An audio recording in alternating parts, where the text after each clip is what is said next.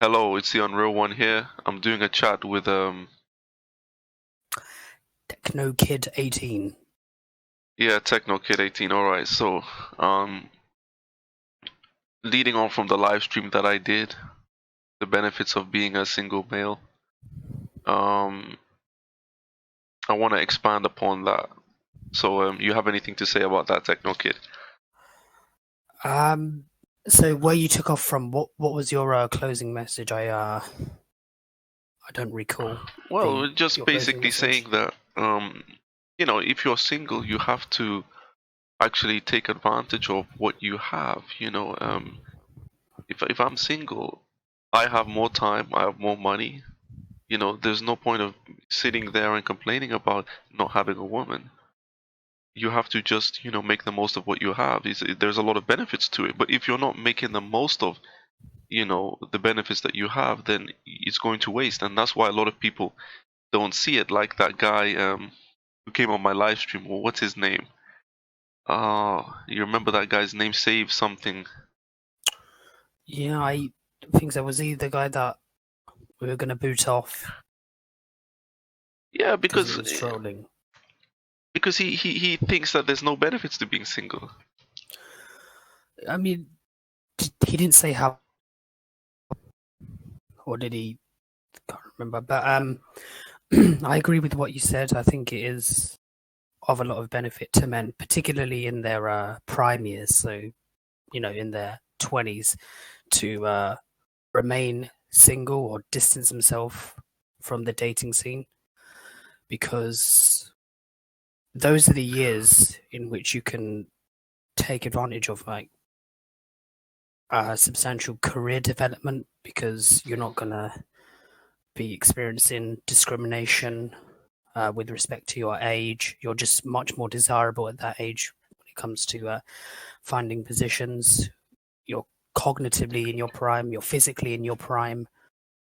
So those are the years you should be staying for the most part single. And I think the main reason these so-called incels are in a state of low self-esteem and poor general psychological health is because they don't have many prospects and they're not doing anything productive with their lives. They're just sitting at home playing video games, spending their hours on incel forums, neat maxing, as they like to say. Watching animes, watching bad stuff on the internet, and stuff like that. They're just wasting time. They're not. What they're not realizing is that time passes, and well, I mean, that guy, Virgin Messiah, he's a testament to what happens if you don't take advantage of your prime years. I mean, he's past. He's just. That's why I He's make these not. videos to highlight that. You see, these guys don't understand sometimes. They think I'm talking about them. It's not that I care about these guys, but I'm doing it to highlight to the people who want to help themselves. Look at this. This is what happens. That's what I'm And like showing. example of like what not to do, and almost as a strange way to motivate guys, like do not get to this stage. This is what happens if you take this path in life. I mean, Virgin Messiah, how old is he? Early 30s, I think. He's 34, going to 35 soon. Oh goodness, right, older than I thought. So I mean, he's he has passed that event horizon, excuse me, because I mean, I don't know his educational background, his, his history with respect to his employment is probably quite poor. So, I mean, I don't know where that guy is He's gonna. worked at 21 years old at a low position at the library. That's all he's done his whole life. I mean, yeah, I mean, with career progression, I think that's just what he's going to be confined to now. Sort of low wage, low skill, low IQ jobs, and he kind of has. Well, he wrote his own destiny in Yeah, advantage of his prime it's years. these guys their own fault. I mean, imagine doing nothing for over 10, 15 years.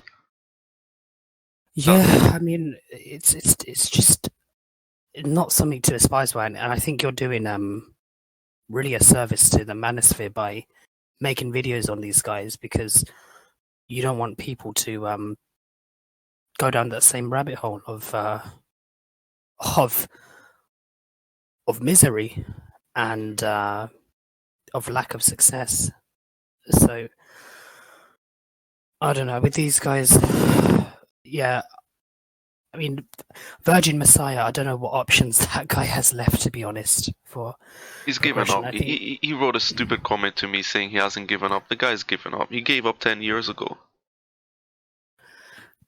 even if he hasn't, given up and he goes full force now, he's still like, way behind the curve. Because I mean, at that age, if you have a poor employment history, which he does, unremarkable educationally, I don't think he doesn't strike me as a particularly. How are you going to learn Right. programming at 34? How are you going to start programming at 34? Do you see what I mean? You need to have like kind of a foundation built up. I mean, kids are starting programming at 7, 8, 9, 10 years old. Wow, This guy's at didn't know it go 34. that low. Yeah, he's well behind the curve. I mean, yeah, he's just confined to low wage, low IQ jobs, and because that is his destiny, he doesn't have really much prospect for higher career progression. His best bet is what you suggested in that last video I made of him, is for him to go to Southeast Asia and just work as like an English teacher if he wants to get women. That's his best option. But these guys are so lazy. They never left their home city in 20, 30 years. They never did anything with their life, and they complain. It's their own fault. It is. I mean, they need to accept that the blame is completely on them, and they won't. They're never going to do that, or at least they won't come full circle on that, because it's just too painful for them. The truth is just too agonizing for them. And so Virgin Messiah, but there's other guys like they're like hiding in my room. He's 30, right? I think he's 30 years old. Yeah, he's 30. No skills, no talent, no education, nothing. Right. So I mean, he's at that point where he's just at the cusp. He's almost at the event horizon. If he does something now, then perhaps he could alter his situation. But for Virgin Messiah, I know they're only like 5 years apart. It still makes quite a difference, to be honest. When you do hit like your mid-30s and you look back at your history educationally and with respect to your employment history, and it's like a string of Cheerios. Well, what's that going to communicate to the world? A lot of these guys, like Just James, left me a comment, and he, he admitted that he's being hypocritical, because he's telling me that all that matters is the progress you make, in your life, but he's going backwards. And the thing is, he doesn't want to accept what I'm saying to him, that the reason why he's going backwards is because he's made no progress in life, and he thinks that by meditating and by doing Nofap, everything's going to fall into place. I told him, no, you have to take action. You have to take action. He's unemployed. He's well over 30 years old. He's living with his mother. I mean, and he's going over to Lithuania to get a nose job, spending over 3,000 when you combine I think he told me that the nose job costed him around 2,800, and with the travel and everything, it's over 3,000. Yeah, his looks are not the issue at all. I mean, no homo. He's not.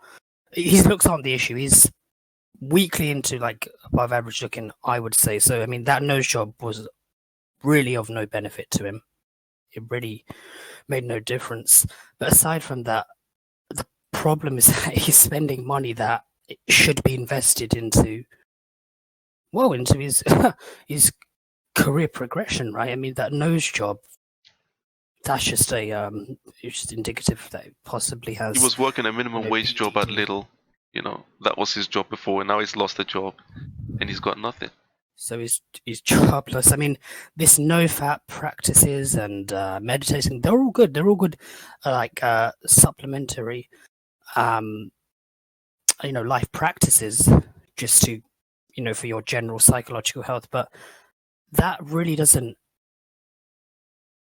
translate to any benefit to your life if you're not going to make any progress from a state of wellness. If you're just gonna just do that and then do nothing, then it's almost wasted. Yeah, I Those mean, practices put you in a good state of health, like emotionally and psychologically. But if you're in that state, there's your chance to progress yourself. But yeah, it's just James. Laziness just echoes if you're going to do that and not I take don't any action. dislike the guy, but he's just, he's not taking action. He's not, and his relationship is gonna fail. It's gonna fail. There's no doubt about that. I mean, I haven't really watched him many of his videos of it to be I have not truthful. watched many of him either, but I highlighted him in that documentary. I may have watched it, but Josh Jacobs, yeah, I mean, because the girl is just going to find a better option, to be honest. Because let's look at his CV. The best job he's had is that he's worked in Lidl, presently unemployed, got a nose job that he didn't needed, with money that he couldn't afford to spend or shouldn't have spent. I'm assuming mental health problems such as, BDD. Plus So low self-esteem, plus anxiety, and everything else. all of that, and so really, he's not a catch to women. So for him, women should, again, for all the guys who make videos on, women should not be the priority for them. And circling back to the topic that we're discussing here, benefits of being single is progressing yourself as much as you can. I mean, More time, more money. If I'm that as single, well. I've got more time and I've got more money. If I'm in a relationship, I've got less time and less money. That's why I advocate that you establish yourself. Yeah, and people like hell, they are completely against that. They believe that's backwards. That's the route many people are taking. They focus on their careers, their own progression, and then they settle down at like 30, 35. Who said you have to be 30? Many guys in e-commerce, this one guy is 22 or 23 and he's married and he's got kids, but he's established. I know it's not about the age. It's about, how the decisions you make in your life. The reason why I'm not established is because I went to university. I shouldn't have gone to university. It was a waste of time. I applied for jobs for 1 year. I couldn't get any jobs, and that left me in a bad state. For a while. It took me a while to get the right mindset. But if I hadn't done that, I could have already been established by now. Yeah, I mean, I think that was just an age reference. I think that's his sort of the general opinion. Hell is clean that people leave it until their 30s, but later on in life. But the point is that he disagrees with this order of events where you prioritize yourself first, progress your career, and then focus on settling down, But women are doing it starting a anyway. family. What are you gonna do? You're gonna force women? You're gonna force a woman to get you with you at 21 when she wants to get married at 30? There's nothing you can do. Yeah, right. So I mean, there's not again, it's not much productivity, arguing against reality, what our reality is, and what statistics show. So you might as well just accept it and then just focus on yourself. And I think hell, I just think that he was dealt a bad hand, not in terms of his capacity intellectually. He's a smart guy, I think, but rather the options that were laid out for him by his own making, though, because he should have researched what the stats are like in his field.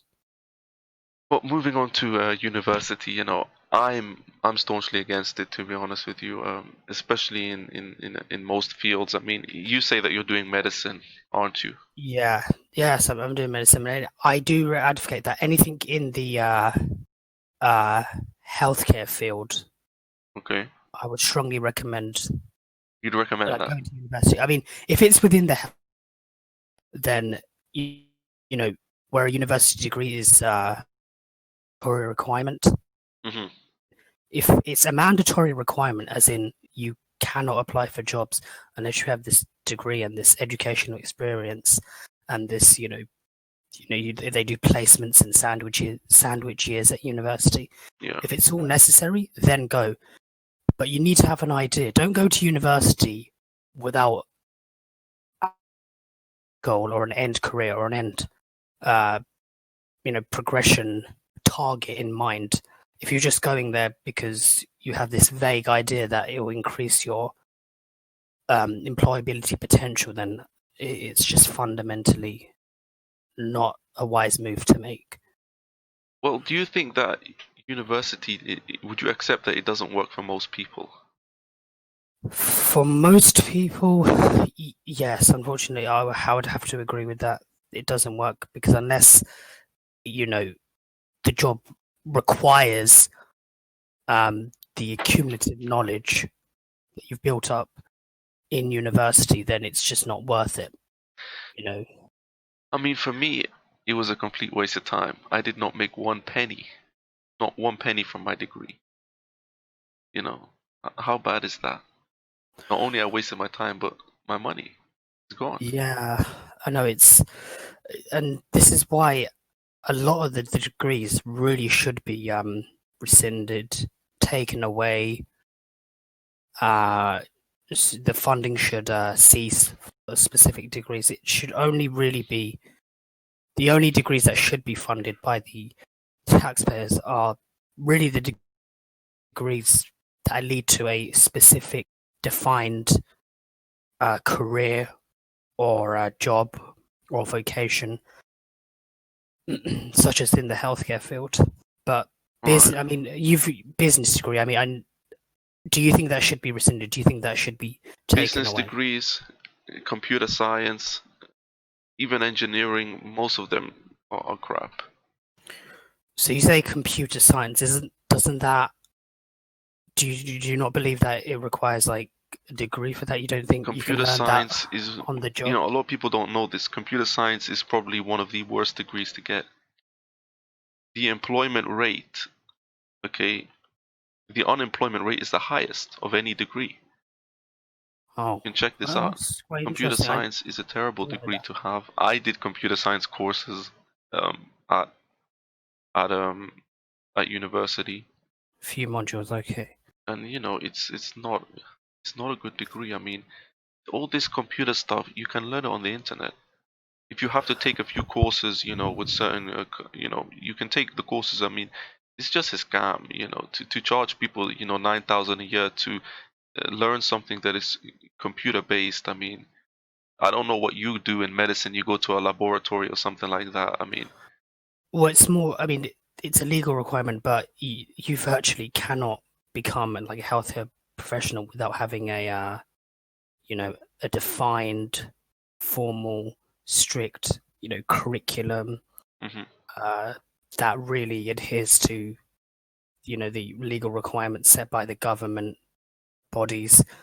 And the trade unions that represent particular healthcare professions. So it's almost a necessity because, well, of incompetence is quite severe because you're dealing with people's lives. mm,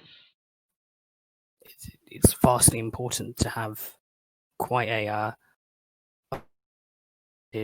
government approved curriculum. But computer science, that really does surprise me because I really would have thought that, because it's so highly technical and specialized that they'd be crying out for places. But do you think that's possibly due to oversaturation? um, well, it cannot be because women don't even really take the course. So I don't see how it can be oversaturated. I mean, IBM has now launched an initiative to get women into computer science, and that's another reason why I say don't do computer science. Please don't. It's a complete Pure male. waste of time and money. It's a joke. It's one of the biggest scams on the planet today. But if only men or if 95%, I mean, we know that 12%, only 12% of girls do computer science at A level. I don't know how many do it at university, but it must be less than that. What do you think? It's probably less, right? Yeah, it would make sense for it to be less than that So let's because say 5%, database. or Yeah, it's about 5 to 10% because yeah. I did classes in so it's about 5 to 10%. So how can it be saturated if it's all men? I mean, I know. I meant like I thought like the number of positions, like so many people was like it's male dominated, but also like the number of positions, like there's a competition for the places. You know the I don't know place to that sort of stuff. That's what I was referring to. well, I saw that medicine has only a 1% unemployment rate. That cannot be true, right? Um, I mean, medicine. You are as long as you hit the requirements, you are virtually guaranteed to get a job. To be fair, so I mean that it'd probably be slightly higher, but it will be fairly low. To be fair. But when they say unemployment rate, are they talking about that? Doesn't necessarily. I mean, they could be working in Tesco. They're still classified as employed, aren't they? Yes, but I think specifically what they mean is if you don't get a vocation or position in the specific area of medicine or the healthcare field you received a degree in. Well, I mean, I don't know. I think a lot of these statistics are fake. Um, to be quite honest with you, I think that university for me, I mean, unless you want to be a doctor or some, I mean, it's just what they're doing is they're just taking people's money and they're giving them nothing of value and then saying to them you have to pay it back. I mean, anything. Yeah. Nah, I'm gonna save some stuff for my because I'm gonna do probably a live stream about this in the future. Okay. But I wanted to Yeah. ask you this. So, do you speak to people in the medical field, like people who are established and have work, and like maybe guys in their 30s or? I have a few contacts. Yeah, some doctors I listen to. Some I speak to one person who's now retired, but I know one person who is almost at the end of their training. Okay. Yeah, And and these people, do they have families? Do they have a wife and kids or a girlfriend? Or yeah, they do. Yeah, they've done. most of them are a minority. Yeah, most of them, they're starting. Well, the one that I know that's in his 30s is just starting a family, but the one that's retired, yeah, he had 4 kids, or he has 4 kids. All right. Well, I also agree that people who are, that I know in the business field, pretty much all of them in their 30s have a wife and kids. But these guys are claiming that, many men, some guys are claiming that where they work or in their field, most men are single now. That tells me, this is my opinion, that where they are working is not as, it's not a good job. Yeah, I mean, if you're doing something which is quite, demanding intellectually, which is something that not many people can do, which is, quite impressive, for lack of a better term, then you're not really going to have any issues. Well, I'd imagine these guys, I mean, where did you hear these comments from? Or did you I've just. heard it on YouTube. I've heard it, these guys are claiming that, oh, I see so many single guys. I don't know if they're making it up, but where they work, I think these guys are working in warehouses. I think that, I don't think these guys are working in any decent jobs. Yeah, I mean, that. And then also, it's a job that's predominantly male based, right? I mean, it would follow that if they're not doing well in the dating scene, they most probably, one of the reasons is probably owing to their job, just the nature of the work itself, but Well, also that's one thing, but I mean, I'm talking about when I'm talking about people, I'm talking about people who are also self-employed. They're working from home. That's not a social thing, but they still got, the point that I'm trying to get across is that I believe that if you're established, you won't have any problems going out there and finding somebody. That's my belief, and these guys are saying that's not true. But yeah, like I said, well, depend. let me just finish. What I Yeah, go. see, Sorry. right, from what I see, everybody who's established has a family. So I don't know where these guys get these ideas from. Um, well, they mainly it's because they're just projecting. They believe that uh, everyone in their personal position, uh, sorry, what they're trying to say is that success, they believe everyone else in that similar position shouldn't get success either. So someone who hasn't had a relationship for 5 years also should also not get a relationship at all. Mm.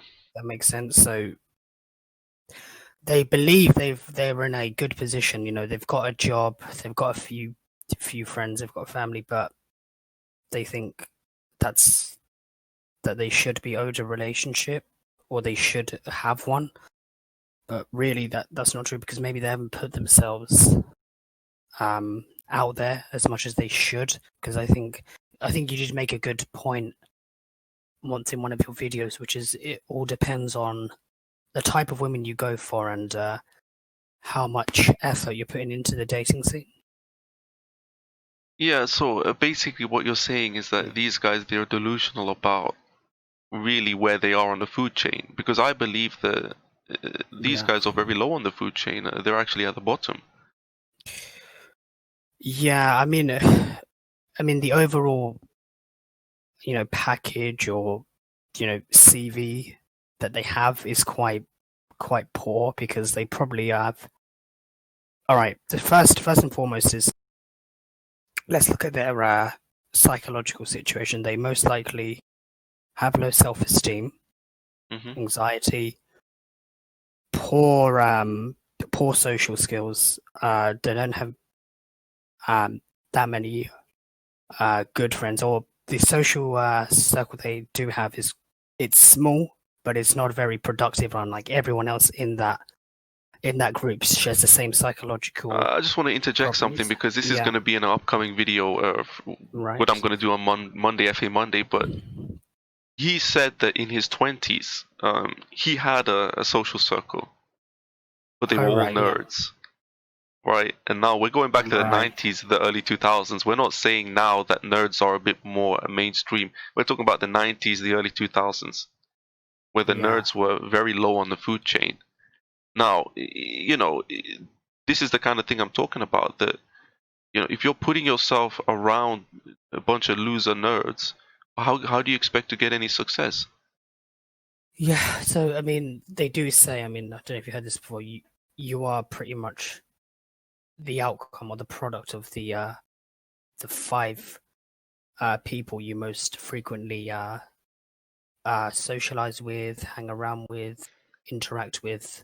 You may have heard that before. So, I mean, if you're hanging around with people who are in a similar position to you with seemingly no prospects of career progression, low self esteem, Hmm.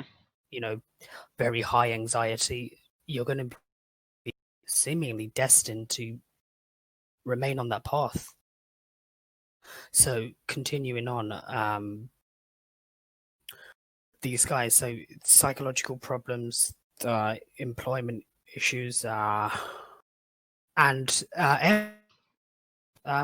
see, I don't think they're actually putting in what you need to get, a woman. I just don't think they're capitalizing on what's around them. Yeah, I mean, I just feel like, you should establish yourself, these guys are not doing that, and They're that's the not problem. doing that, and but the thing is, though, they're in that position. They're not doing that. So what they don't realize is that because it's precisely because they're not doing anything for progression. It's precisely because they're not established is why it's quite it it's just basically setting them up for failure with because what woman wants to get with a person that's unemployed or doing a low wage, low skilled job who is experiencing low self esteem, high anxiety, also has friends who experience the same psychological difficulties, and with respect to their employment history, is their equal, their match. No one really wants to associate with you, do they? So you need to at least get all your cards in order first before you start with women. And on top of that, they're not relatable. They don't have similar interests, and a lot of these guys are just weird. It's a good problem. I mean, the interesting you need to kind of get some hobbies that are beyond the computer, beyond gaming, beyond uh, posting on incel forums. You need to, which is, Is that you, SPO? Is that you? Yeah. All right. Hey man, what's up? Hey, I was just listening. I didn't want to interrupt. No, that's fine, man. That's fine. So, SPO, what did I want to ask you a question on? Yeah, you said something in one of your videos. You said about it's better to live in a low cost area, and be able to work, these jobs than have a career job that only allows you to stay in the city. You said that in one of your videos. Yeah. And so you don't believe in the whole getting a career thing, or? I'm not gonna say that. I mean I think it depends on what your goals are. But for me, I'm not really into the city life. It doesn't bring a lot to me. I don't really like going out and going to clubs, going to bars. So for me, it just makes sense for me. Yeah. And if you're gonna live in a smaller town like that where it's easier going, you don't need a lot. You don't need to work a lot and have a very stressful career to get by. Mm. So I'm not saying, but if that's the lifestyle you want to live, or if one of your goals is, to get some land or to, buy an expensive house, if that's your goal, then yeah, I mean, by all means, yeah, I would go the career route. But I mean, I try not to give blanket statements like, yeah, careers are good. I do, I know I do. It's kind of a shock value. My first videos, I just kind of wanted to deliver just kind of get some attention there. Yeah, all careers are bad. No, I, it's more of a, it depends on you. It just depends on what you want out of life. Yeah, I agree. I mean, I think the cities, I've said this before, that the cities are not really, especially if you live in the heart of the city. I mean, I don't live in the heart of the city, but if you live even near to a city, it's similar. But the cities are becoming very hostile towards men, because of the kind of the political, the cities tend to be very SJW, and if you notice, like most of the guys that get accused of sexual harassment, and I did this on my earlier videos. I did. Um, this happens in the city as opposed to smaller towns. So it can, the cities are not the best place for men to really live. Yeah. I mean, depends. I think if you're still wanting to date and you're still wanting to leave that option open for you of maybe having married and getting married and having kids, then I think you're much more likely to meet someone living in the city. There's just much more people. There's just much more single people. Like as Steve Hoka has said many times, is like the suburbs and the country. That's where people go to settle down, raise families. Like Mm. if you're a single guy out there, and you're still hoping to maybe find someone.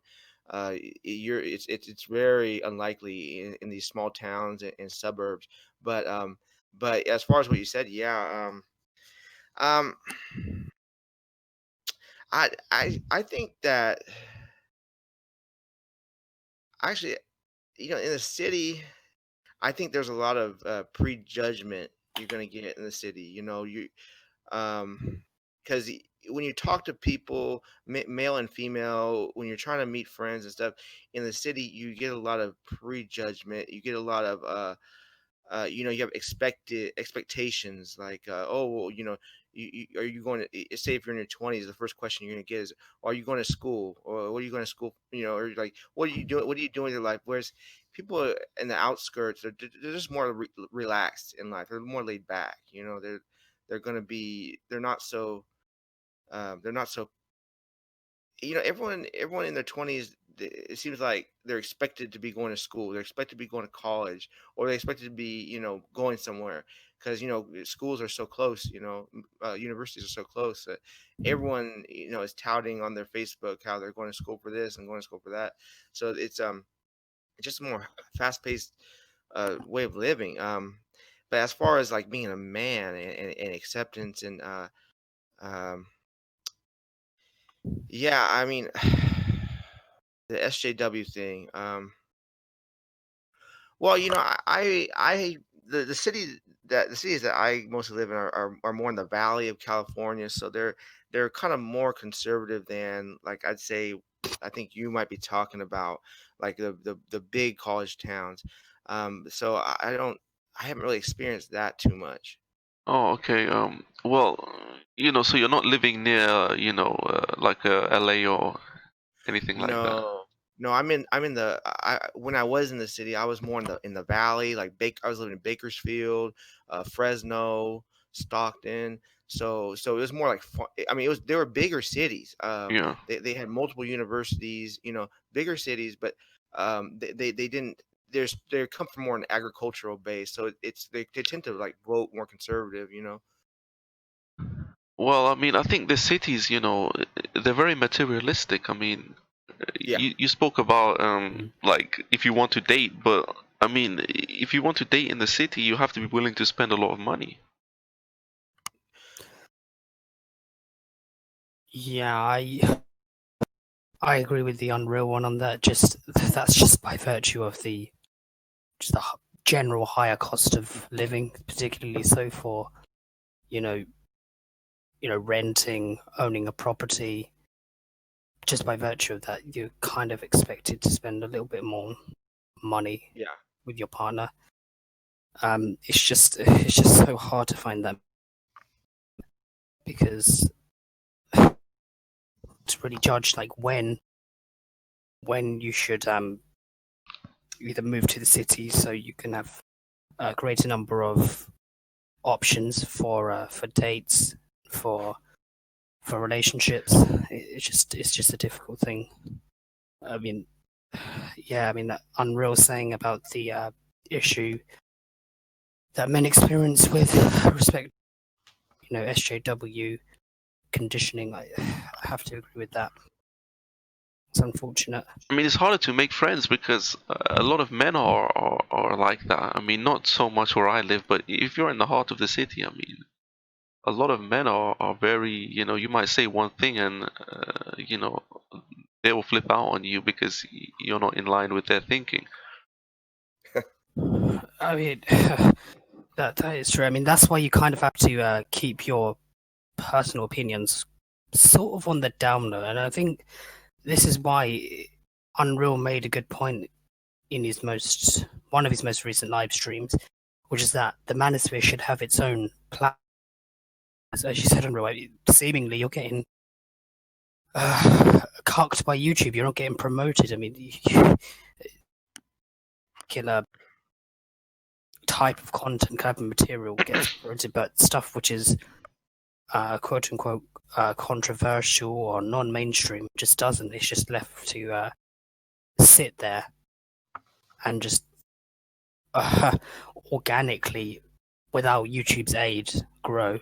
Yeah, I mean, my views hit zero like, I might make a video 2-3 days, it might get a few views, then it basically hits zero. I don't think that's normal uh for these other guys' channels. I mean, I talk about this guy Monday FA. I mean, his channel is obviously being promoted by YouTube in a major way. Um, he hasn't it's not an organic growth. YouTube has really pushed this guy to be in the position that he's in. I mean, how is he getting similar views to guys that have 10 times as many? I mean, you look at a guy like, for example, a bass shaman. You know, bass Oh shaman. yeah. Yeah, I've heard of He it. has over 100,000 subscribers. He was cucked by YouTube, and that's why he's getting 5 to 10, maybe 15k if he's lucky views. Monday FA is getting pretty much the same, Wow. and he's only on about 10k subscribers. What do you think it is about Monday FA's thoughts that YouTube would support him and not others? Well, because he's promoting the idea that men should be weak and pathetic and act like a victim all the time. He's not promoting anything that's like, for example, Bass Shaman promotes the opposite of Monday FA.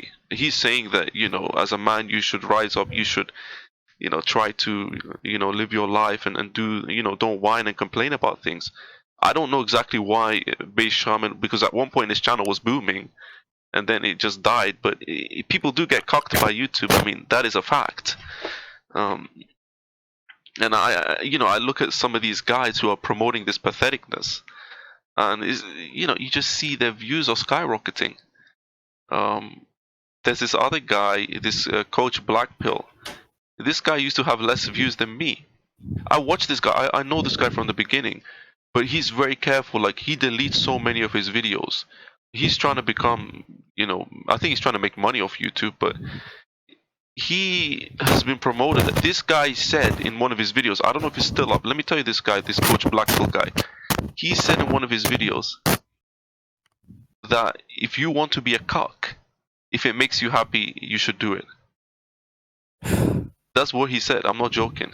He said, if you want to be a cuck, as long as it makes you happy, just do it. And that's the kind of guy that this YouTube wants to promote these people. So yeah, patheticness is promoted because guys that can, align themselves with that identity, because they are for the most part pathetic, and it's the Didn't Coach Blackpill, did he once say that he's not actually like an incel or anything like that? He's just making these videos just to show his opinion, but he's not actually. Well, this guy claims he gets laid all the time, but there's no proof. He attacks PUAs and say there's no proof that you PUA get laid, but then he doesn't prove that he gets. So it's just a lot of nonsense. The guy's channel is just a complete and utter crap. There's nothing there of any value. It's just an idiot giving you anecdotes, and he expects people to believe him. Yeah. So, were you going to say something, Espeo? No, go ahead. No, I was just going to say, if you have something else to add to that, because I was going to say, going back onto like the main topic, which was career progression, benefits of being single. But did you want to add anything to what Unreal said? About the benefits of staying single, as far as about like Coach Blackpill. I think you were going to say something, weren't you? Yeah, I think he's trying to do a spin-off of obviously Coach Red Pill, but he's just kind of more one-dimensional than Coach Red Pill. He's not really giving a lot of thoughts that are really just showing his channel to be groundbreaking or thought-provoking. Yeah, I mean, he's appealing to, mainly to incels. He wants to get in on that incel piece. He makes fun of incels more than more than I do. I don't even make fun of incels, but that guy, he basically says, you incels are never going to get laid, but I got laid 80 times or some stupid crap like that. He's mocking them. Because the reason why is because of the looks. He says the looks is the reason why, right? I don't know, man. Anyways, I want to talk about this. What's that guy name that you wanted to talk about? That Richard, is it Cooper? Entrepreneurs on Cars? Yeah, Richard Cooper. Yeah. Oh man, that guy pissed me off. I don't know this guy. You guys have to enlighten me. I don't know. Oh, Richard Cooper. Entrepreneurs in He's a big YouTuber, one of the biggest in Manosphere. I genuinely am not aware. He's I mean, He's a bald guy. He looks like a Hellboy minion. asked him. He said, What is up, my brothers? he's got the bald head. He's got the big beard. Hell by the Dashboard Light said he once was asked about him. He said he looks like he could buff his cars with his beard. Like he's got his beard so long. but yeah, what did you want to say about this Richard Cooper guy? Well, actually, I was actually uploading another video, like a video just about him. But I think what I don't like about him is he just seems kind of immature, kind of infantile with it. He's gone so far with the self improvement thing. And by the way, I'll be right back. One second. All right. Yeah, Richard Cooper. So he's basically I think he's what you call red pill. You guys know that I'm not red pill. I'm not black pill. I'm not any pill. Yeah, I don't know about you. Are you a pill or? No, I kind of no, I don't really identify with any particular pill, really. Yeah, because why do I need a pill to define me? Well, that's what it is, because if you just adhere to this pill, then that kind of controls not only your view of the dating scene, but your view of life outside of that. If you say, "Oh, I accept the black pill," then that really is kind of a defeatist ideology. It really is. Well, Say, okay. I've said about the black pill before that it has no value. What the hell? I mean, if you're saying that it cannot help you, then why believe in it? Why are you believing in something that cannot help you? All right, so you believe in it, all right? Then you say, okay, your genetic, everything there, what defined you. If you believe that's true, then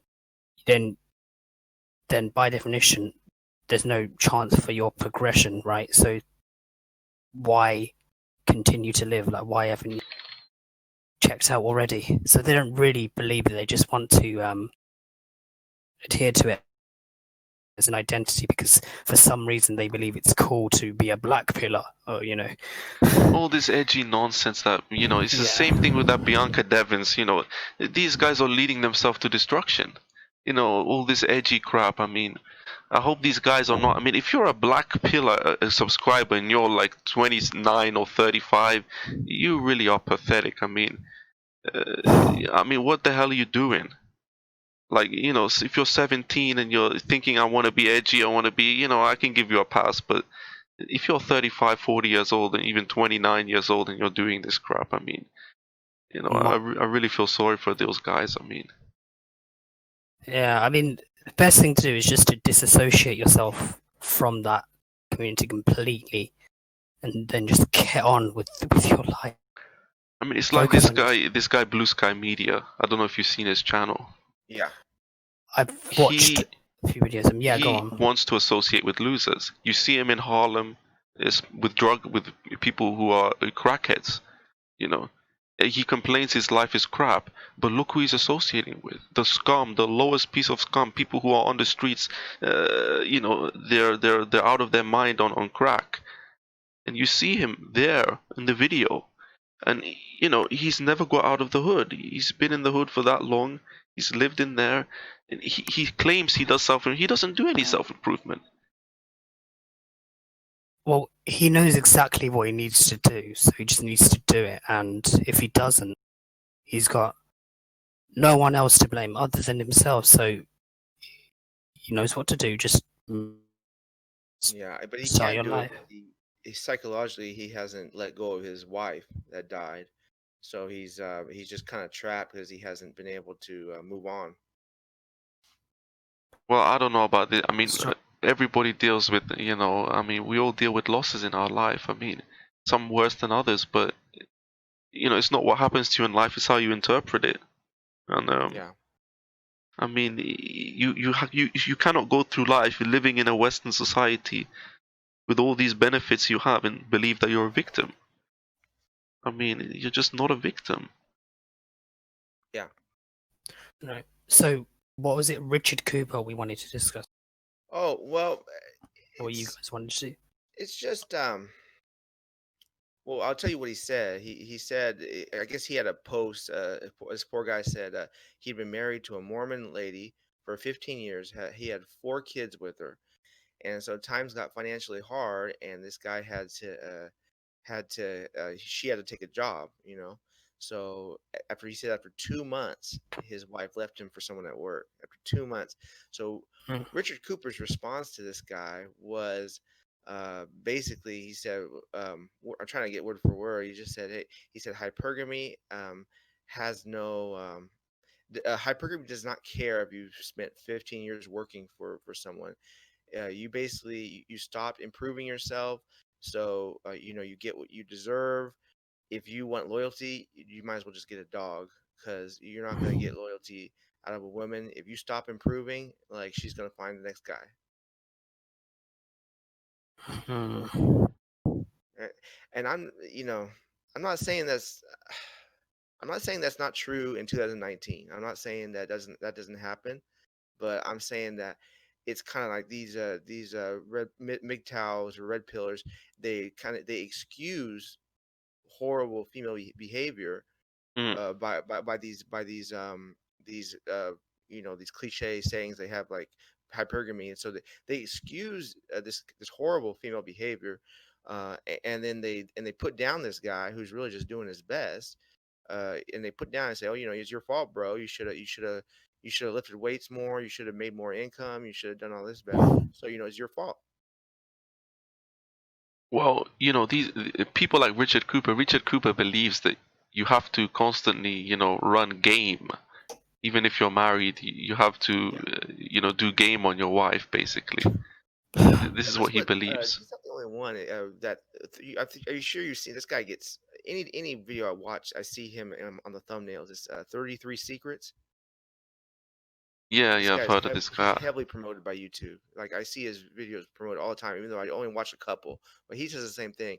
If you don't game your wife within 6 months, he says your wife's gonna leave you.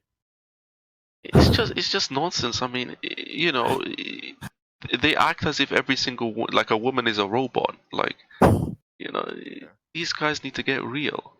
No, but they're trying to make money off this, and that's why I hate the manosphere to a certain extent, because it's become about you're going to say something that's going to make you money, you know, and that's my problem. I mean, this you shouldn't be here to make money, you know. No, and that's why the own space, so that, you know, the truth is proliferated independent of any sort of financial or monetary, incentive.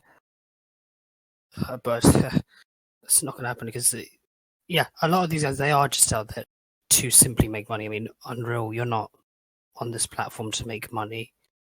No, yeah, and I cannot anyway, even if I wanted to. Well, you would have to alter your videos. You need to alter the topics of your videos.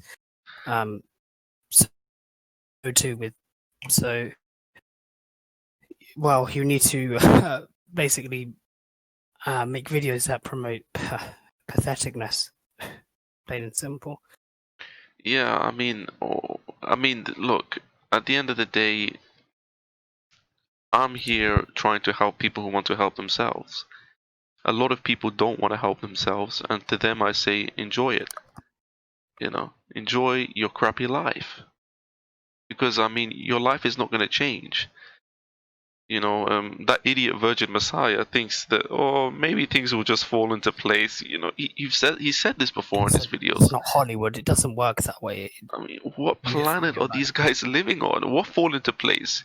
You know, your life has been miserable for this long, and nothing's going to fall into place. It's going to get worse. Because as you get older, you're more of a failure. The older you get in the same position, is the worse it is. Yeah, I think he kind of, as a conversation, I think he'll event. Your sound is cutting out. Your sound is cutting out. Oh. Just try again. Right. Let me just. Oh goodness. I think my. A minute. Sorry. So as I was saying, with Virgin Messiah. Yeah. For what he wants to do, did you say coding, computer programming, something well, like this? You know, he's flip flopping all over the place. See, that's core in and of itself. You need to crystallize what it is exact. See, this is why people who go to university end up wasting their time and money, because they don't crystallize and define where it is they want to go with their career. Like, pick a career, then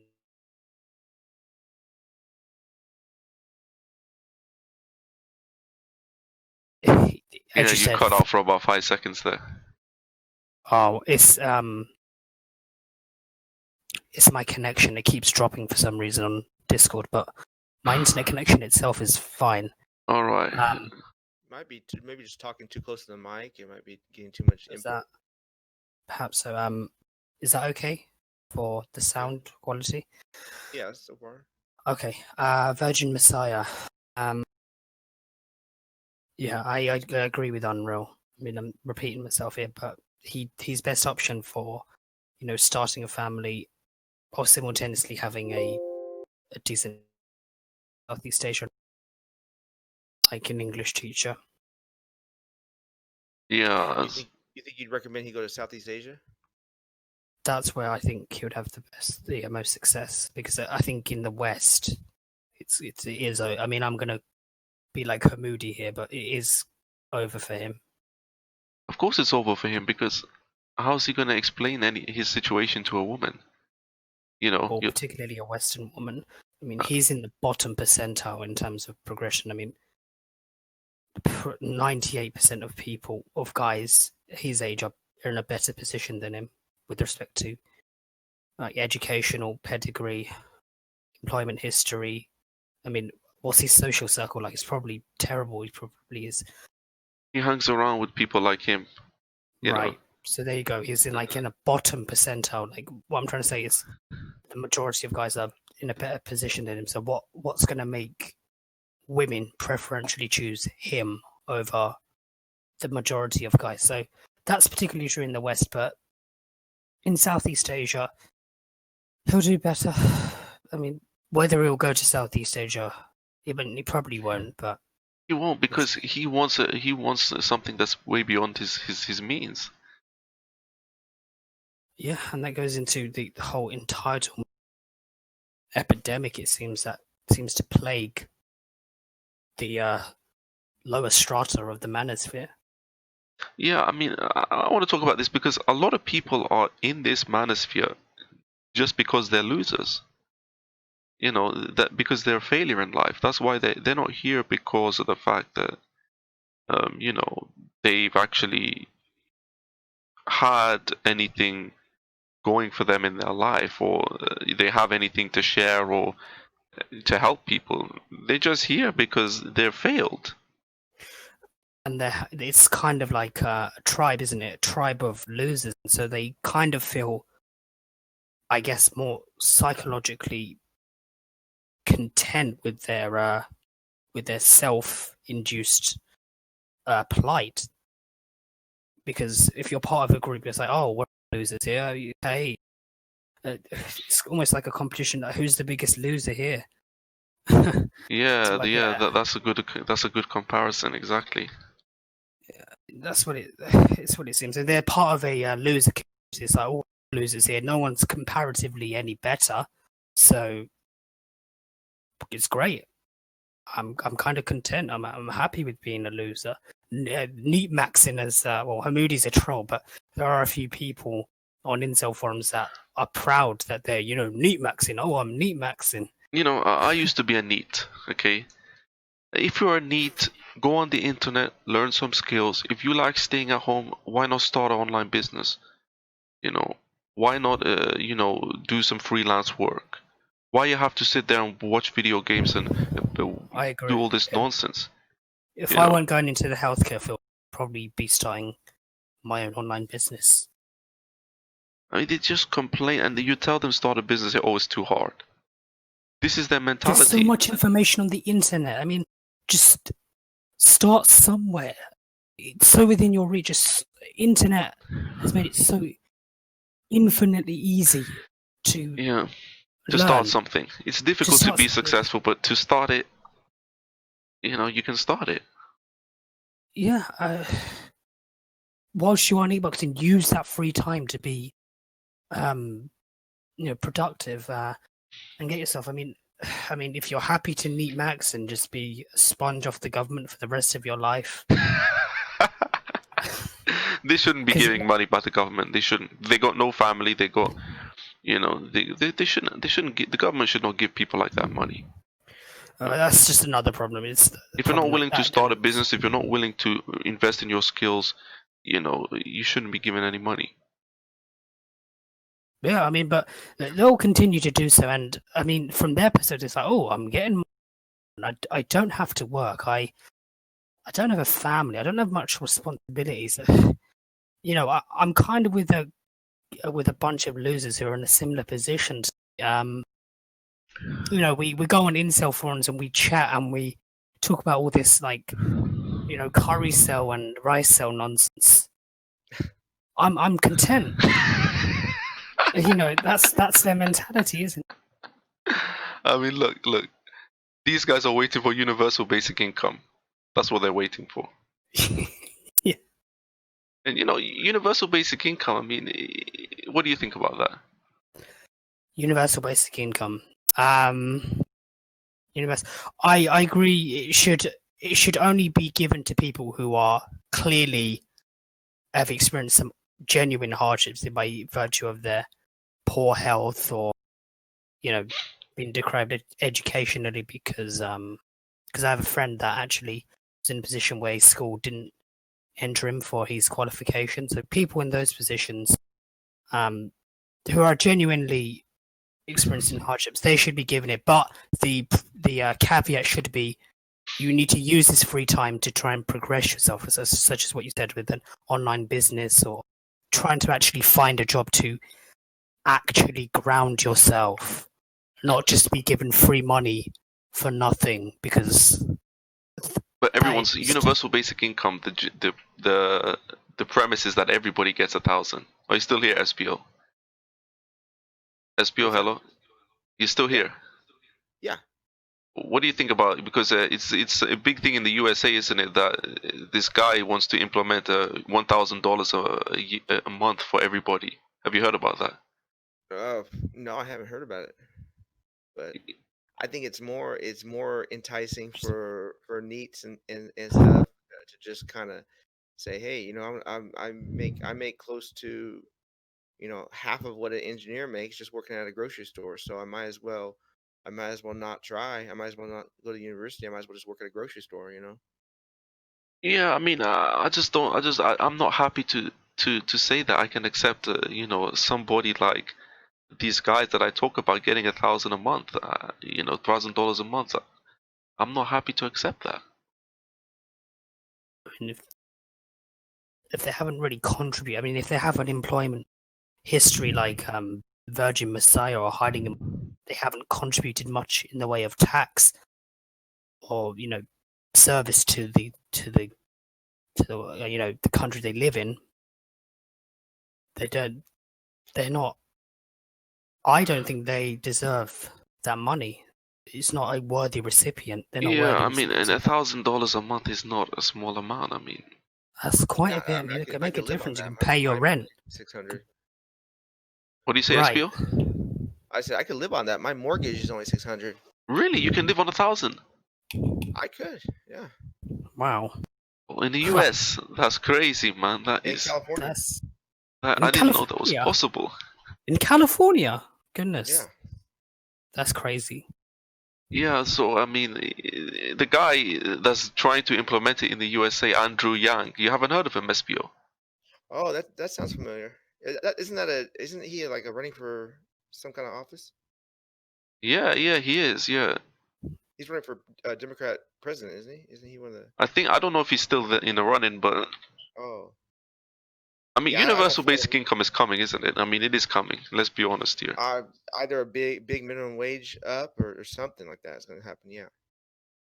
I mean, but giving somebody like, let me think, who stays at home and does nothing? Who stays at home does nothing. Think of somebody I talk about. Stay-at-home wives, or I don't know. Hiding in my room. Perfect example. Well, he's in Japan though. In the UK, but he's coming back to the UK, is he not? he's probably going to His mother told him, "I don't want to see you again."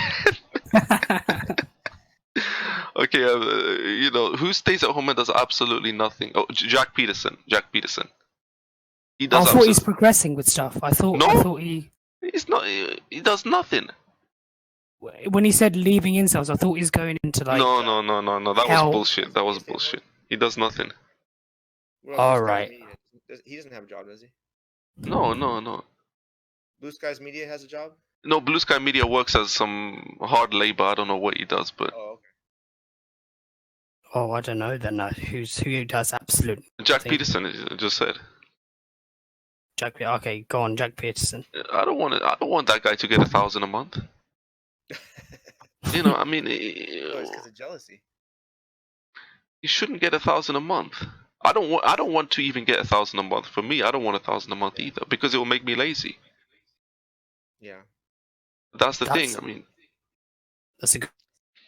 We'll promote. The question is, are you gonna let your ego get in the way of those free handouts? That's the question. Are you gonna say, okay, I'm too good for this, I'm not gonna take it. I'm gonna let everyone else get ahead on that money and use that money to, pay down their mortgage or pay, get ahead with that money, and then I'm gonna, because of my ego, I'm gonna not take it. It depends. It should be used. There should be sort of legal, like mandates, caveats with that money that you received should be used. We could say in broad terms productively, but defining that, so that would be maybe if you're experiencing general financial hardships with your kids, perhaps, as you said, Espeo, down payment on a house, provided that you've actually made an effort to pay the mortgage and you've been consistent with that. The fact, I think also a requirement should be how much you've contributed in tax, how long your employment history should be examined, educational history, all of these things should be examined. See, basically what should be determined is how much have you actually contributed to the state, to the government. Well, I mean, yeah, we could say all this should be political stuff, but when it comes down to it, there's so many people that go out and cheat the system. I mean, there's so many people that, when I was working in a pharmacy, I would see these people driving Dodge Chargers and driving, $40,000 cars, but they're on Medi-Cal somehow, so that they get, free everything, Wow. all their medicine for free. But they look outside, they're driving a Dodge Charger. Their husband's making. They might be married. Their husband might be making $60,000 a year, but they're not. They don't legally get married. I mean, they live together. They don't legally get married, so that they can still get their benefits. So there's always ways around these kind of rules. But yeah, I mean, if they sorry, go ahead. If they implement that, I mean, I don't know, man. I just might get out of this country. I'm probably gonna get out of this country anyway. But that leads on to another topic. What do you think about going overseas? I mean, I've never been overseas. I can't really talk about that. You've never left the USA? No. I mean, I myself haven't left the UK. I was born and raised here. Oh, okay. Well, I've never lived overseas, so I don't have any experience either. But I think it sounds very enticing. That you can live like a king for 2,000 a month. I mean, sounds. I can live like a king here for 2,000 a month. Yeah, it just depends. I mean, you're not gonna get the same thing what you can get in those countries, though. Those countries, true. I'm talking about literally live like a king, man. I mean, for me, what's keeping me, and I think what's going to keep most people here, is the fact that I've kind of established quite a tight, social group. All my family is here, that sort of stuff. So I'll kind of be leaving them behind. If I was like disconnected from my family and I didn't have many friends, I would jump on the next flight to Singapore. Yeah, I mean, the way I see it, like with the whole family thing, I mean, at the end of the day, with the family, I mean, we have to live our own lives. Like, you cannot not do things if you want to do it because you're scared of what other people may, feel about it. I mean, that's the way I look at it. That's a fair point. I mean, it just depends. I mean, presently, I have no plans to go to immigrate to another country, I'll just stay here. But if my my closest family members were to pass away, or I were to disassociate myself from my closest of friends, then I'll consider it after I've done all my, because training here in the UK for medical, it's one of the best, it's one of the most highly regarded. So I can't see myself doing it any earlier than until after I finished all my training. After that, we'll see. But what about you, Unreal? Are you gonna move soon, or you do you need to do something here? We're waiting for the Brexit news. I mean, it's not looking good. It's not looking good. We're waiting for a lot of things. But the way I see it, I might talk about this, but do you feel a lot of men are gonna be forced into self-employment because of the initiatives? Like I spoke about the IBM with computer science, pushing women into computer science. Do you think that a lot of men will become unemployed and be forced into self-employment? Do you think that will happen? I think that definitely seems like a likely event. I mean, but even within that, even when they're in self-employment, you're saying that Brexit is going to make it increasingly difficult for small businesses, online businesses. Not just online, any small, because it's all what they're gonna do, and this is one of the worst ideas I've ever heard in my life. They're gonna have, any trade between like from 6 to 8. So Brexit is coming. When is it coming? 31st October. Is that the date, or you don't know?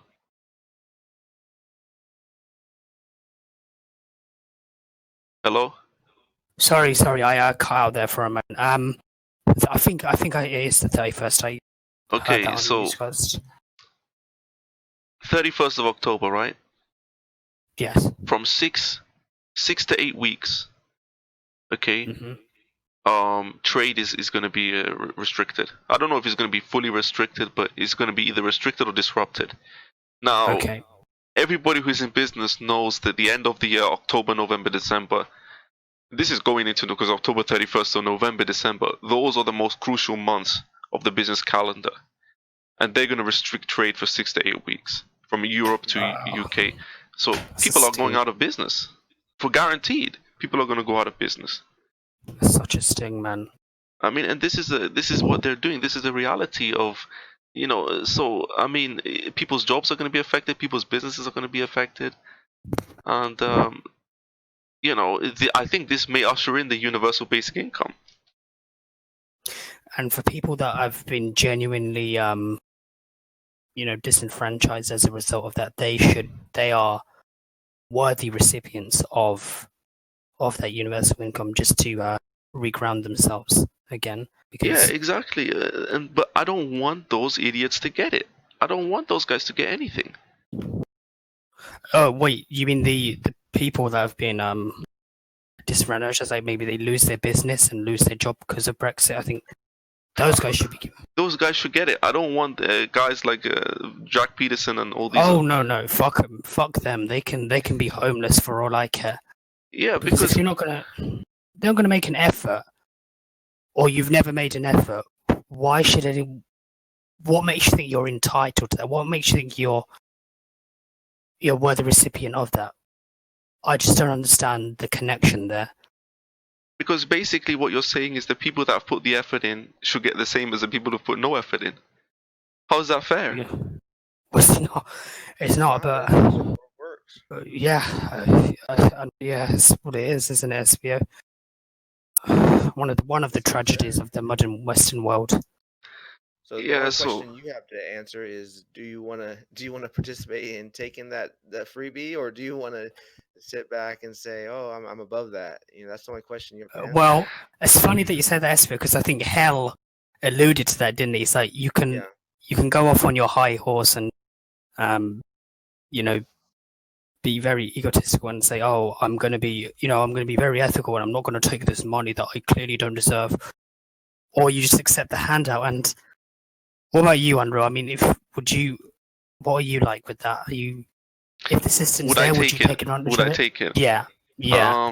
It depends if I'm still here, but if I'm still here, I have to take it. I mean, I have to take it. I cannot say that, but the thing is, I don't want it. I don't want anybody to get it, but if they're going to give it, then, but I mean, I don't know if this Brexit thing, I don't know if they're going to give people actually, give people money.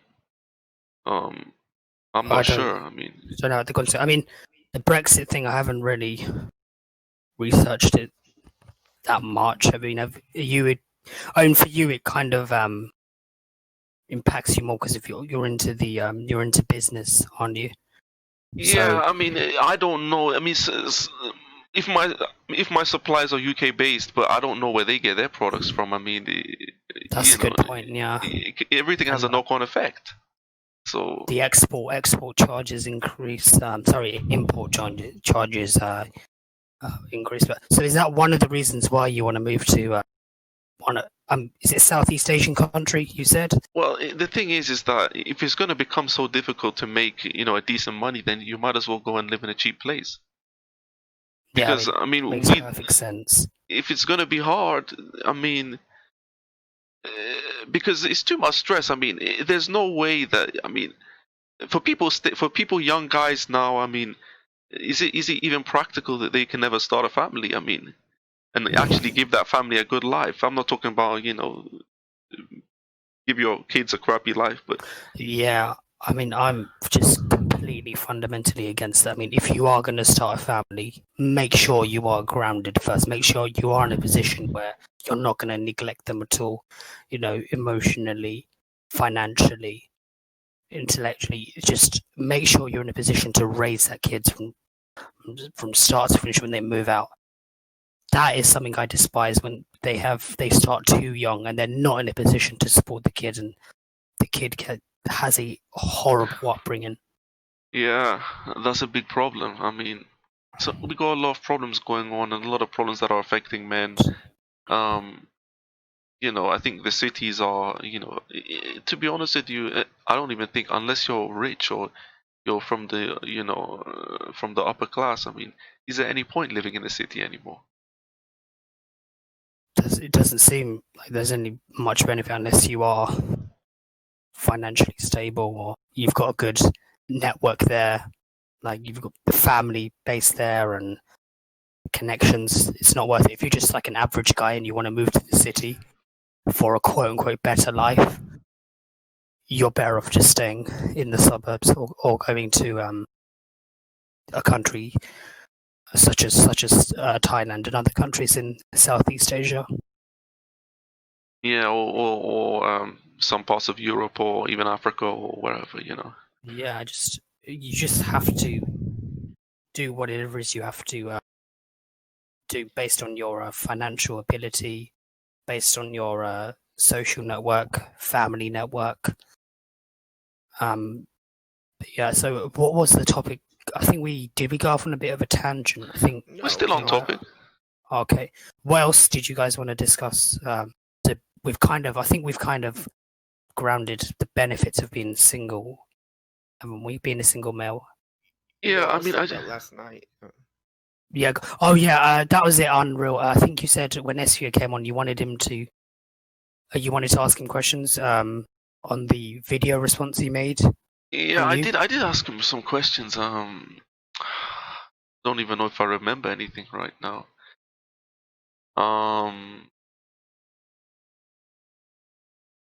Yeah, I think I've said what I need to say, but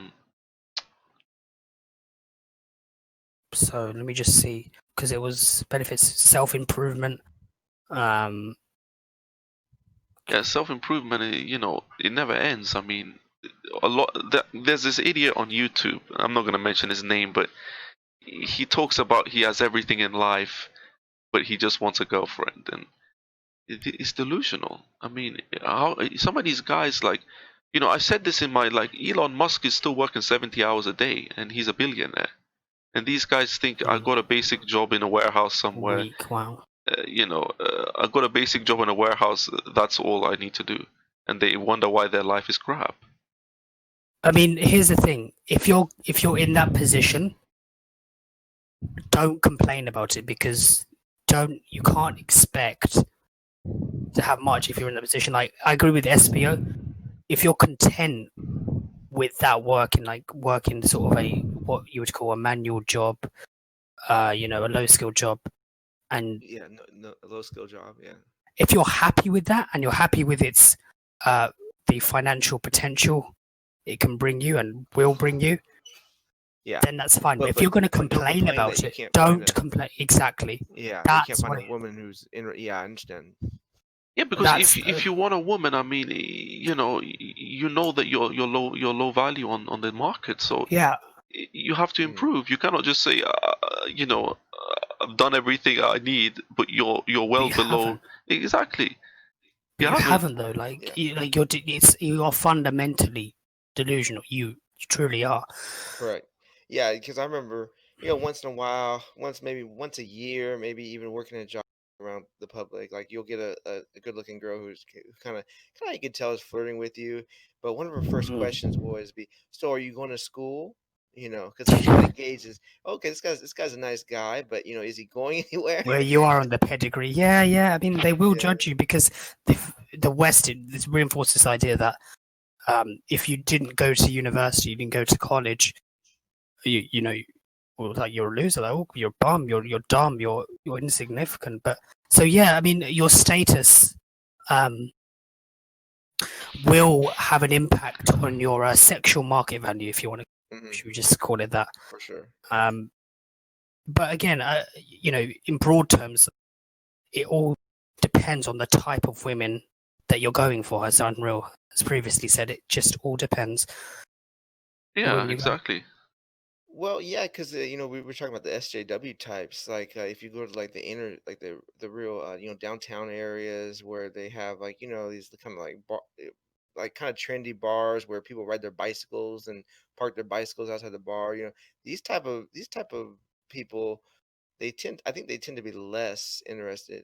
I guess as far as dating goes, they don't tend to be as into status as some kind of country girl. You know.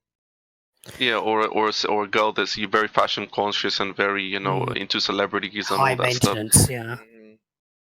Yeah, but the downside, as Unreal said, is these kind of liberal women who are not as interested in status, they are very concerned with what you say. Anything you say can and will be used against you.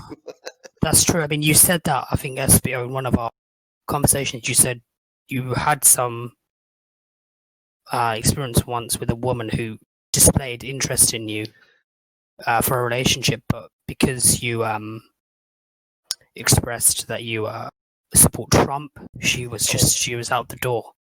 Yeah, hung up on me. Yeah. That's quite funny, man. That is funny.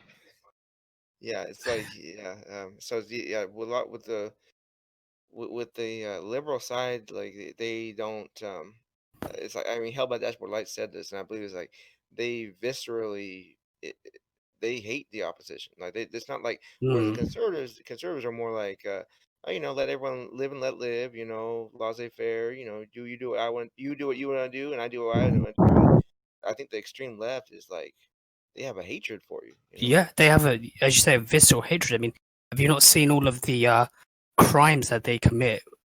To public podiums, public events. I mean, that Milo Yiannopoulos guy, when he tried to attend this particular event, there were like angry mobs ready to tear him apart with pitchforks and torches. I mean, yeah.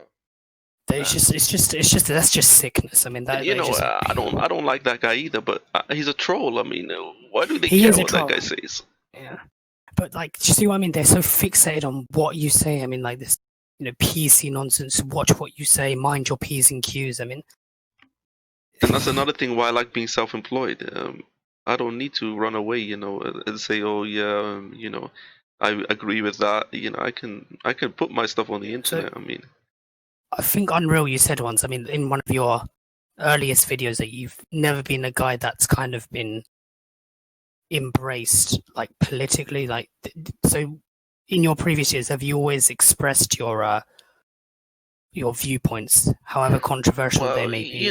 I don't want confrontation with people. I know what people are like, and if I know what they're like, I'm not gonna just say something that's gonna get me into a fight, or I'm just gonna avoid them. Fair enough. I mean, this is why it's good to have. I myself, I don't align myself politically per se. I'm just like an open-minded person. I'm open to hearing the views of the right, left, conservatives, liberals. I'm just kind of slap bang in the middle, really.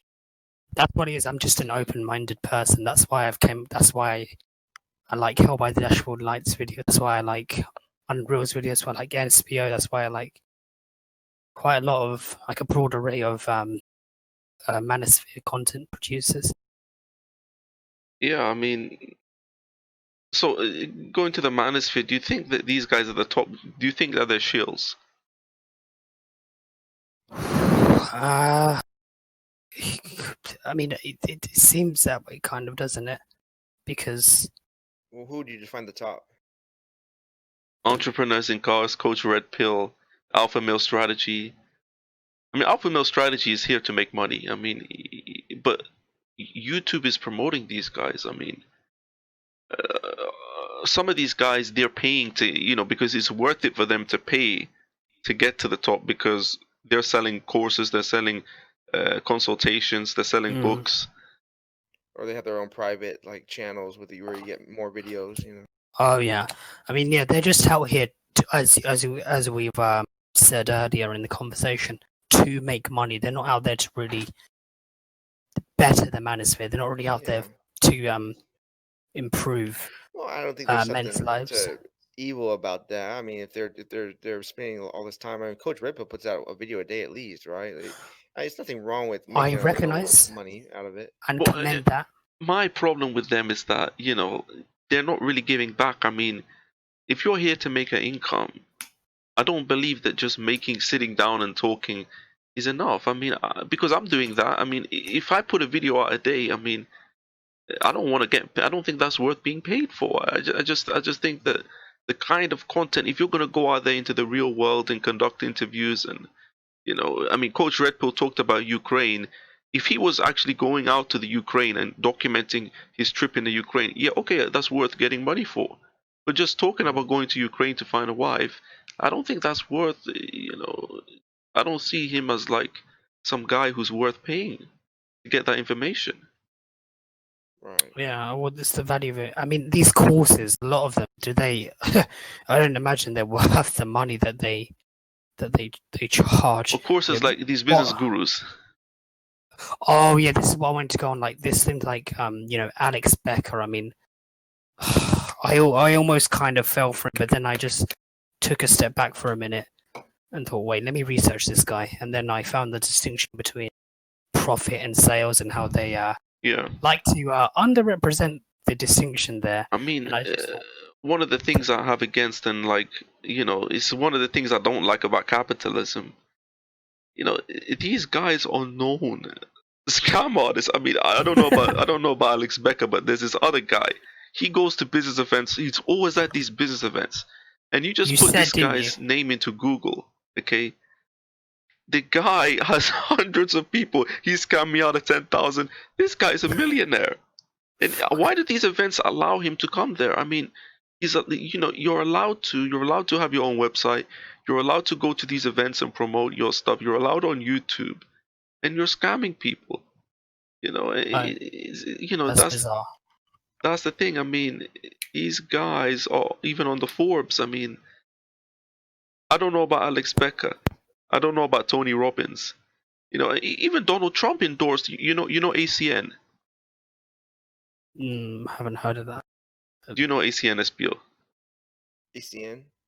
It's a pyramid scheme. Oh no, I don't know. Yeah, it's a pyramid scheme, right? And only selected people make money. Yeah, I know that. Yeah. So even Donald Trump endorsed this. I mean, before this was like before he was in the presidential campaign. But I mean, the whole thing is just you have to pay to sell goods. I mean, what kind of stupid nonsense is that? You pay them to sell goods for them. It was I bizarre. think I think one of the things that bothers me about I haven't heard of Alex Beck, but like Richard Cooper and Coach Red Pill, all these guys at the top, it seems like they're trying to bring men back into materialism, and I think materialism has its place in time when you're in your 20s and 30s, and you really you're trying to build a nest to attract a mate.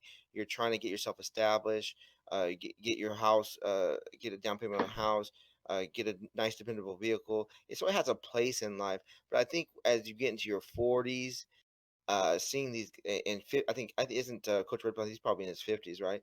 When you see him I in their think he's 50. 40s and Yeah. their 50s, Yeah, yeah, it when you looks see about them get to 50s. there and they're still, you see the main picture of Richard Cooper. He's in this nice convertible sports car with his bald cap on, trying to hide his bald head. And he's got he's trying to give off this image. And, still going to the gym for an hour a day. Trying to get this bodybuilder physique. When you get into your 40s and you're still into this material mindset, it's just kind of like, come on, you're in your 40s or 50s now, man. It's time. It's life goes on from there.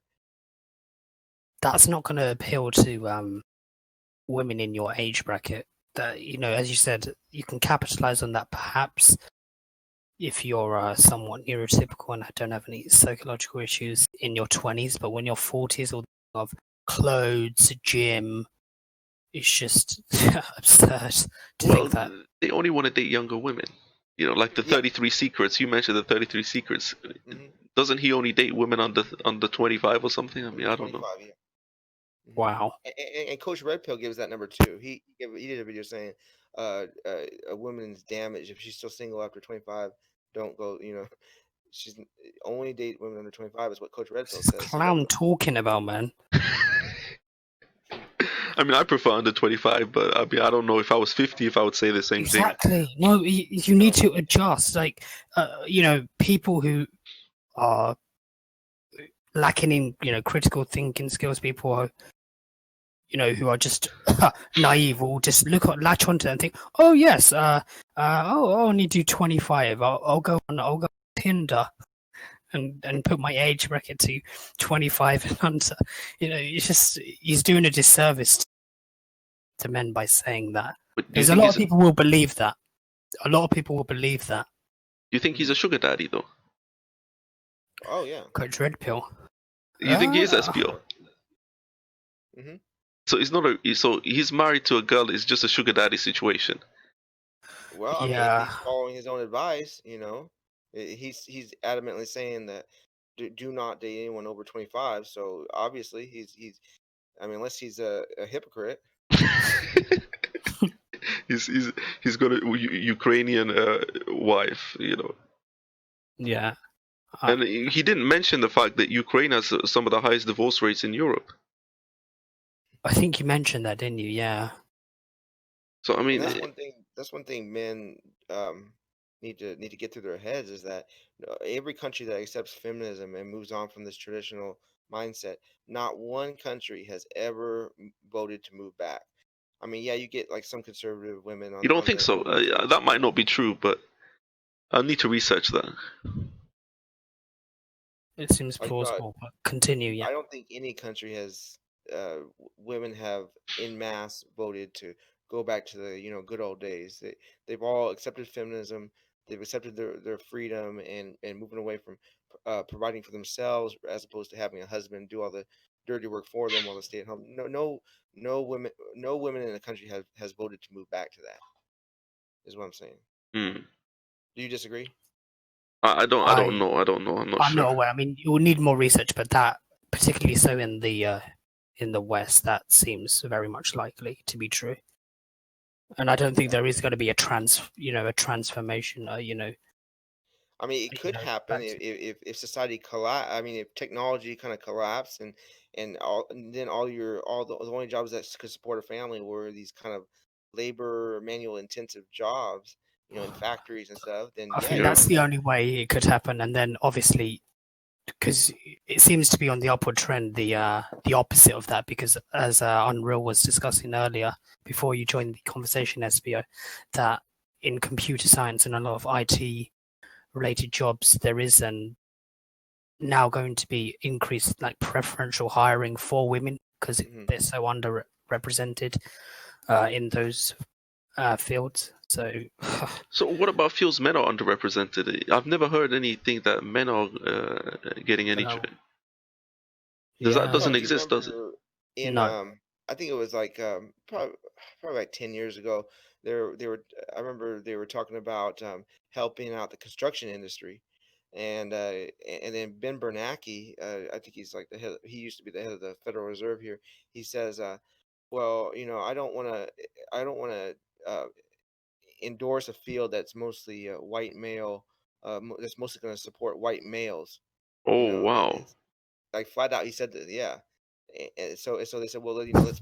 He said, well, let's put our money into something that's gonna, help women out. So it's like, So I mean, that's the thing. I mean, men are going to be forced into self employment and unemployment as well, and they will put the yeah. UBI, the Universal Basic Income. I don't see any chance it's not going to come.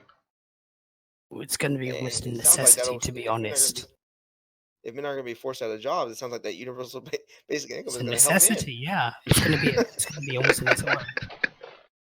You Because know, any woman right out of high school, I think she's gonna if both people unskilled, she's gonna have better chances at getting a job in any kind of customer service, retail, mm, just being at a front desk at a doctor's office.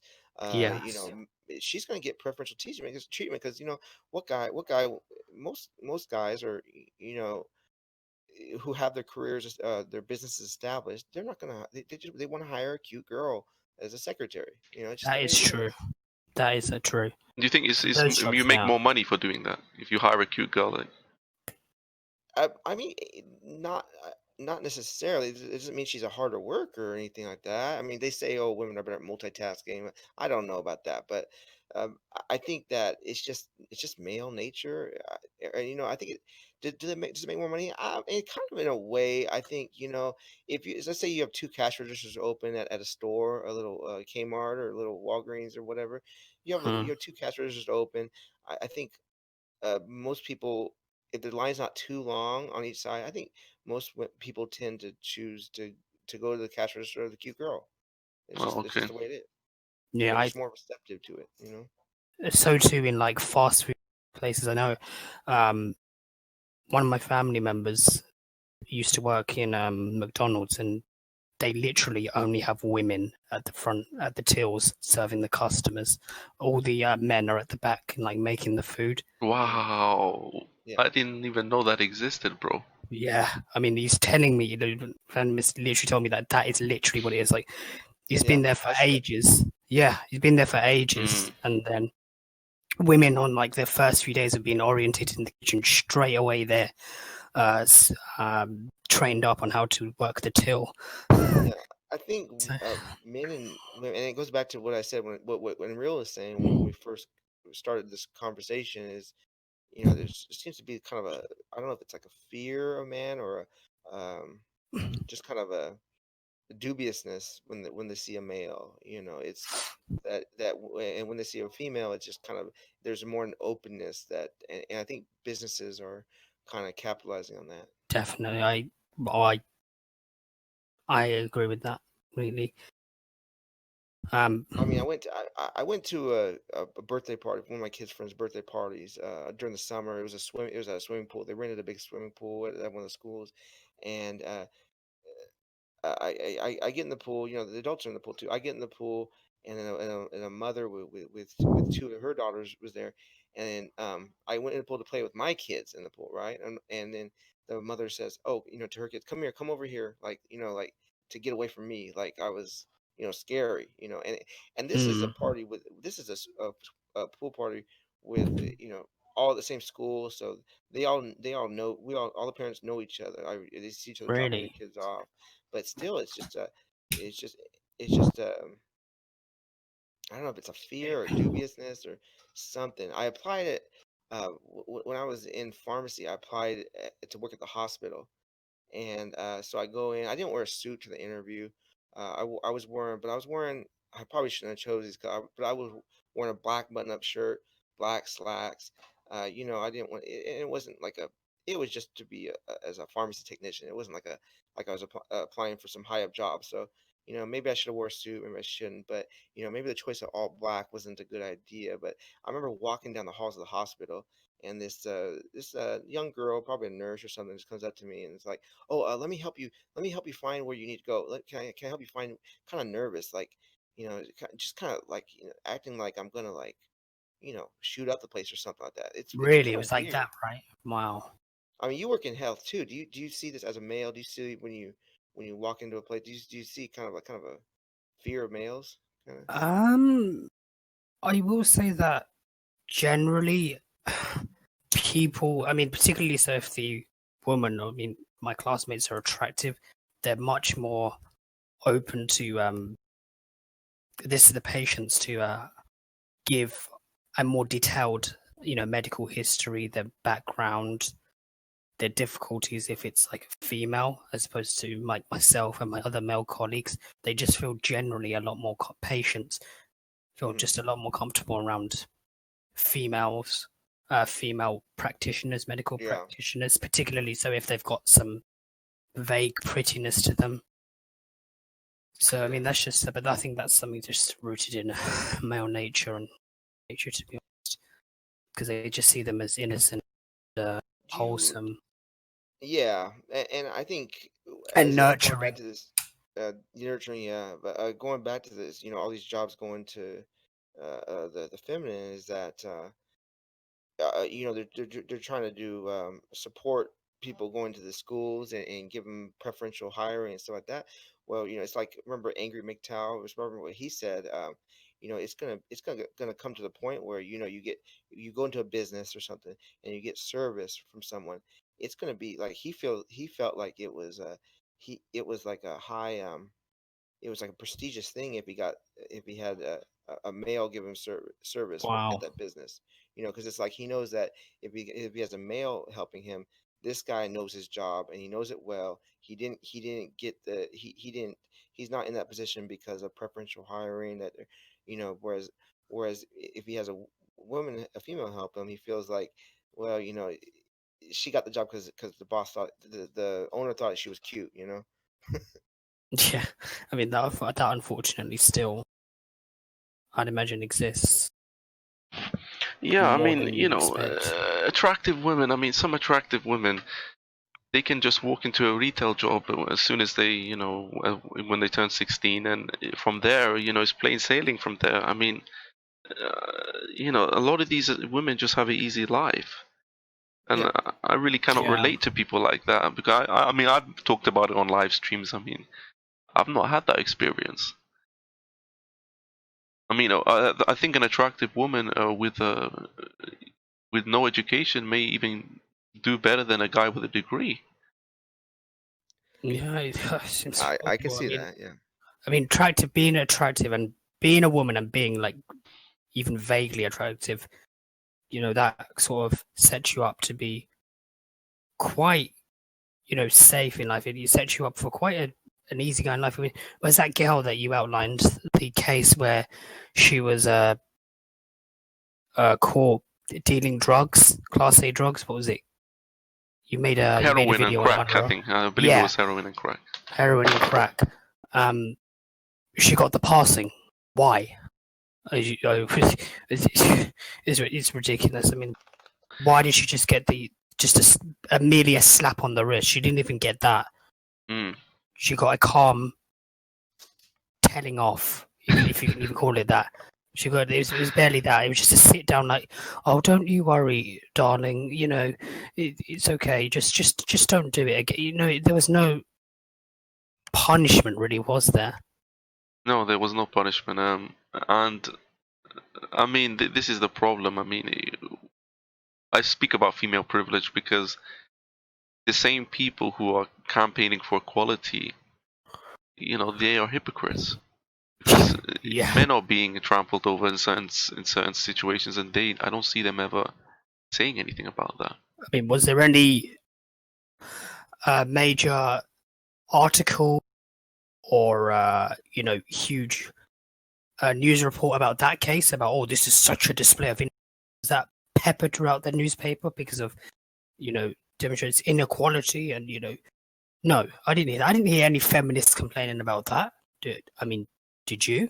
No, they wouldn't because they don't believe in equality. But I'll save that for another time. I mean, yeah. But is there anything else we wanted to discuss, like any different topic or expand upon what we've already discussed? I think what's something I was thinking about just last night. It may sound kind of inane and useless, but I was thinking about how nice it is to sleep in your own bed by yourself and not be disturbed by someone.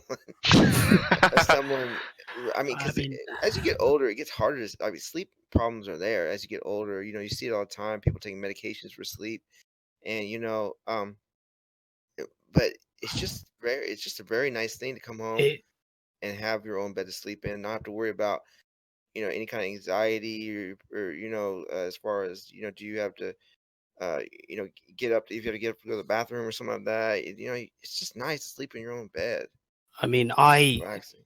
can't speak and give my opinion on that comparatively speaking because I've never actually been with a woman, but I can definitely see and predict the benefit of being single in that regard. But just coming home in general and just have it, you've had a stressful day at work if you haven't got your online business, or you've had some sort of difficulty outside of your home, just to come home and just have that, because I mean, I don't know if you guys have ever been in relationships, but I'm sure there's been where you have. I don't know about you, Unreal, but surely you can at least appreciate that.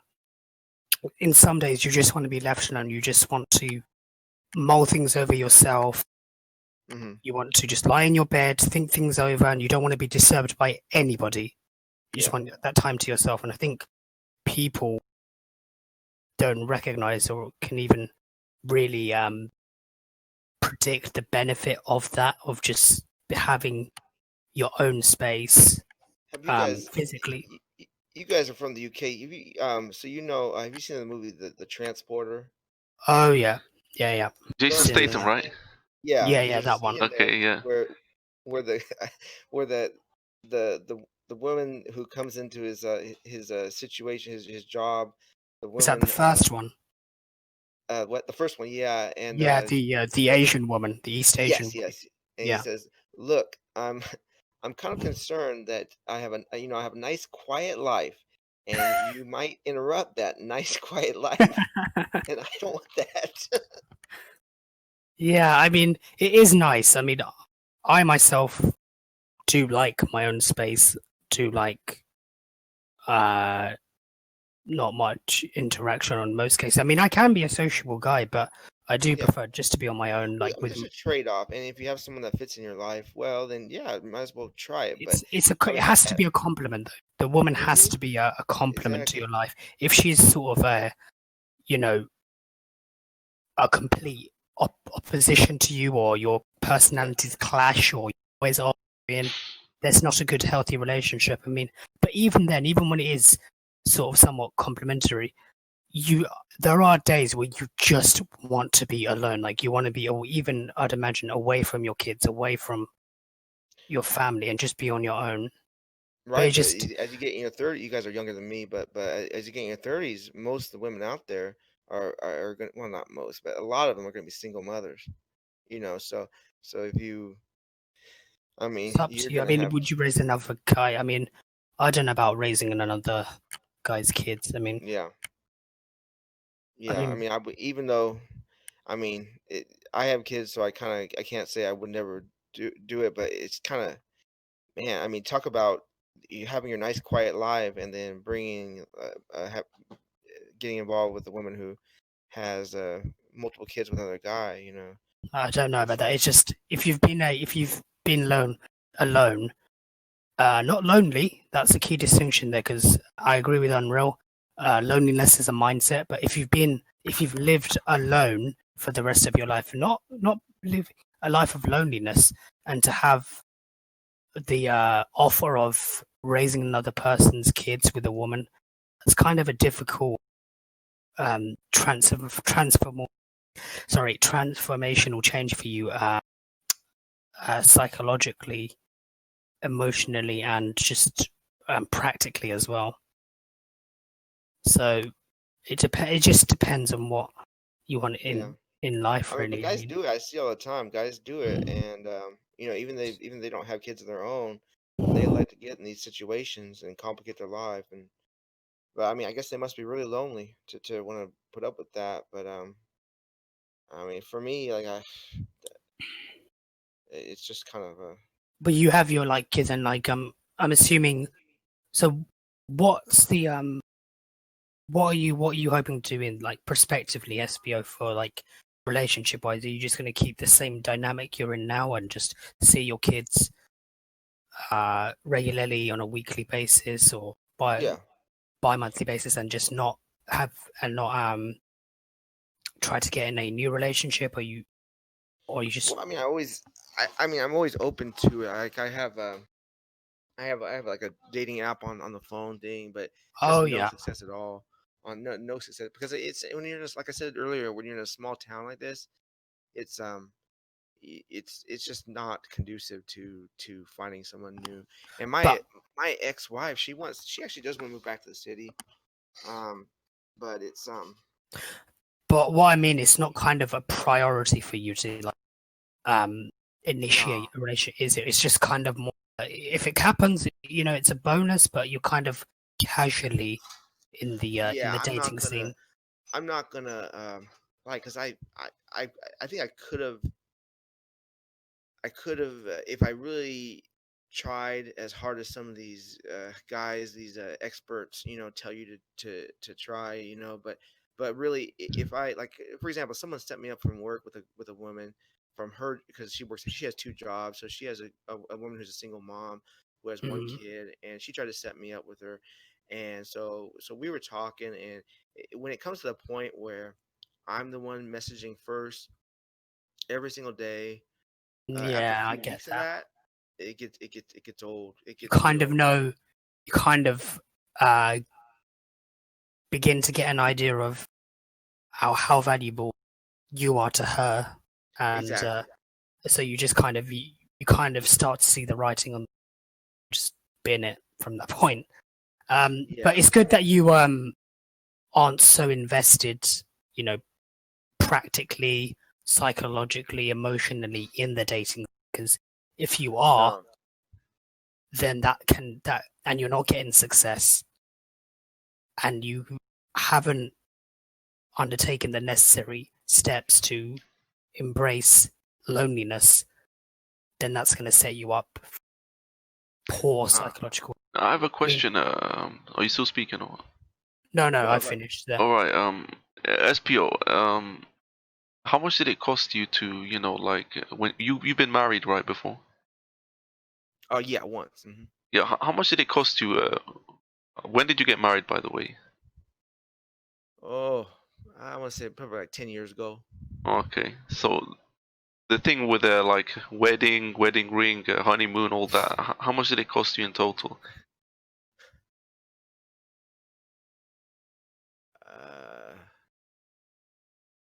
I don't, I probably almost close to nothing. I mean, What? I kind of, Did you Nothing? not go through that? Did you not go through that like traditional, conventional uh, processes of like honeymoon, well, I mean, huge, just expensive more, wedding? just like the traveling fees to go to Nevada, which is the state over, because you don't have to, you can just get married on the spot, you can get married All right. without you can just go and get a permit to get married right there, and it's nice. There's nice. It's called Lake Tahoe, a nice place to do this ceremony. But it actually hurt. I got married to a woman who's kind of like she comes from a wealthy family, so they wanted us to get married, so they paid for everything. Oh, wow. Well, that was fortunate. So you Yeah, didn't have it that bad. I mean, Yeah, no, fucking hell, no, you did well there, no, SPO. and I get paid child support. what? Whoa, So you really are an anomaly there. so Yeah, I can't give a lot of advice on. I shouldn't give a lot of advice to on the dating thing because I did have it good. I did get out lucky. Um, Yeah, you came on you the know, winning end for one man. yeah, but still, I think I am allowed to say that I think when a guy gets married to a woman and he's the one who provides, he's the one that makes 2 to 3 times her income. He's the one telling her, okay, we're having kids now, why don't you quit your job and stay home, and I'll work 60 hours a week at my job. When he gets in this kind of situation, he should not be really surprised that the court tells him, okay, we're going to continue this kind of situation. You're going to keep working. You're only going to see your kids every other weekend. And then she's going to stay at home with the kids and collect child. He's, he's getting himself into the situation. Yeah, he has made his own grave by doing that, Yeah.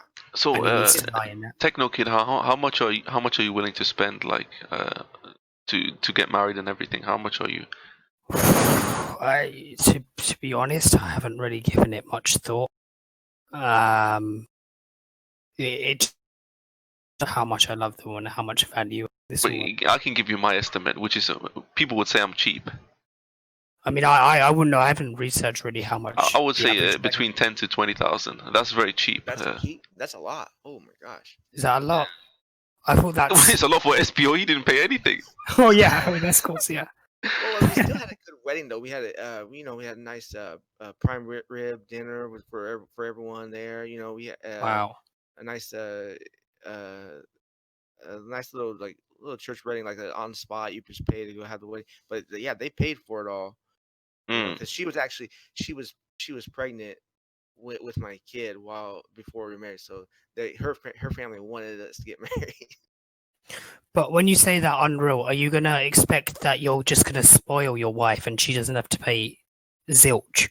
Is there an expectation for you to I treat her? I don't know. I mean, but that 10 to 20,000 won't go far in this area. I mean, I think it costs about 50,000 now. I think. I mean, Oh my gosh! Now, would she be helping out? I mean, That's what traditionally, I'm asking. Yeah. doesn't the female's family pay for it? Traditionally, not Oh, anymore. I'm not aware of that. I always the well, impression a that. man has to buy a ring. A man has to buy a ring at the Right, or right, right, right. Yeah, the but in honeymoon. I America, don't know who traditionally pays for the that. oh, because Uh, traditionally in America, not so much anymore, but the traditional thing was the the the wife's parents pays for the wedding. Okay. Okay, I wasn't aware of that, but But see, this comes from a time era where the parents, when they had a daughter, that daughter was very dependent on them financially. So parents were more than happy to pay for a little wedding fee and to have a husband take care of their daughter, for the rest of their life. Hopefully, it comes from that time. There's- Well, some people in the manosphere said women have priced themselves out, and they will end up, yeah. being an angry cat lady because they want too much. No, I don't think women even in their 40s are lonely. If they want to have a partner, they can get one. Even in their 40s. You think so? there Yeah, is I a just market out there. A lot of guys are But thirsty. women in their like 30s that are single mothers, they're desperate to get married though. I don't know. Maybe that's a strange one. I mean, they still have options. Maybe they're too picky, perhaps. I don't know. But they don't have. I mean, because I mean, the guys you're talking about, we spoke about this. I think SPO wasn't here yet, but I mean, you said that you know a few guys in the medic world. I mean, no guy that has a medicine degree is marrying a single mother. No, they probably won't be marrying a single mother. But I'm saying, with those I single know mothers, I was at dinner a couple weeks ago with some of my coworkers, and they had one was a pharmacist, and then they had a doctor there, MD at one of the local clinics, and then mm, he was married to a woman who was a nurse, and both of them had previous marriages, like kids from previous marriages. So I guess you could say that this doctor is dating is Wow, marrying a single yeah. he mother, put but his he had standards kids of up. his own, so I don't. I mean, I thought a doctor can get, a young, woman with no kids, highly educated. I mean, but Well, So yeah, but this guy had kids can from work. church too, so I guess it's kind of even. But Depends how old they are, and depends on the sugar daddy situation and. So do you stuff like think that. marriage is dead, or is it too expensive now for men, or Are you asking me or anybody? Espeo? Anybody can answer. I mean, Uh, I it seems wouldn't. that way, to be honest. I mean, it seems like the whole traditional practices of marriage are just too expensive. Too expensive. Like, take the ring out, the honeymoon, like traveling, the wedding itself, the reception. well, Seems like a lot. apparently the average wedding cost about 50,000. Oh my god. Is that what it is? Oh my I might be goodness wrong. I me. might be wrong. Let me Google this actually, but that might be fake. Okay. But let me find out. How much Alright. does You the guys average wedding remember cost? But it wouldn't Hell surprise by me if it was Dashboard? that much. I remember one of Hell by Dashboard's Light's older videos. He said, you think if this woman really loved you, she would say, forget the ring, forget this expensive wedding. I would rather you spend more time at home and have time with you rather than working an extra day every week. You'd think if someone really cared about you that much. Yeah, I mean that's actually a fair point. I mean, love in and of itself, what is that? Affection, attention, effort. So I mean, by come that on, but that love stuff is nonsense. I mean, people are not getting married for love. I mean, Right. Yeah. yeah, I I mean, mean, but if you in the true meaning of the word, that, but it it's seems to more me like they're just following the what trend. the Greeks talked about is there's a difference between male love and female love. But I'm saying like because they just jump, they do sort of a comparative thing it's where they say, oh, 30,000 pounds, and this is a survey of £30,000. about nearly 3,000 couples. So this is the Okay. What would that be average. in dollars? That might be about $40,000. Yeah, $40,000. which is quite dear. I mean, that's quite Yeah. a lot. So I basically, mean, what it's saying is only the wealthy are marrying. Was basically what it's saying. Yeah, I mean, so Wait. I mean, these guys hiding in my room, the Virgin Messiah, these guys will never get married. I mean,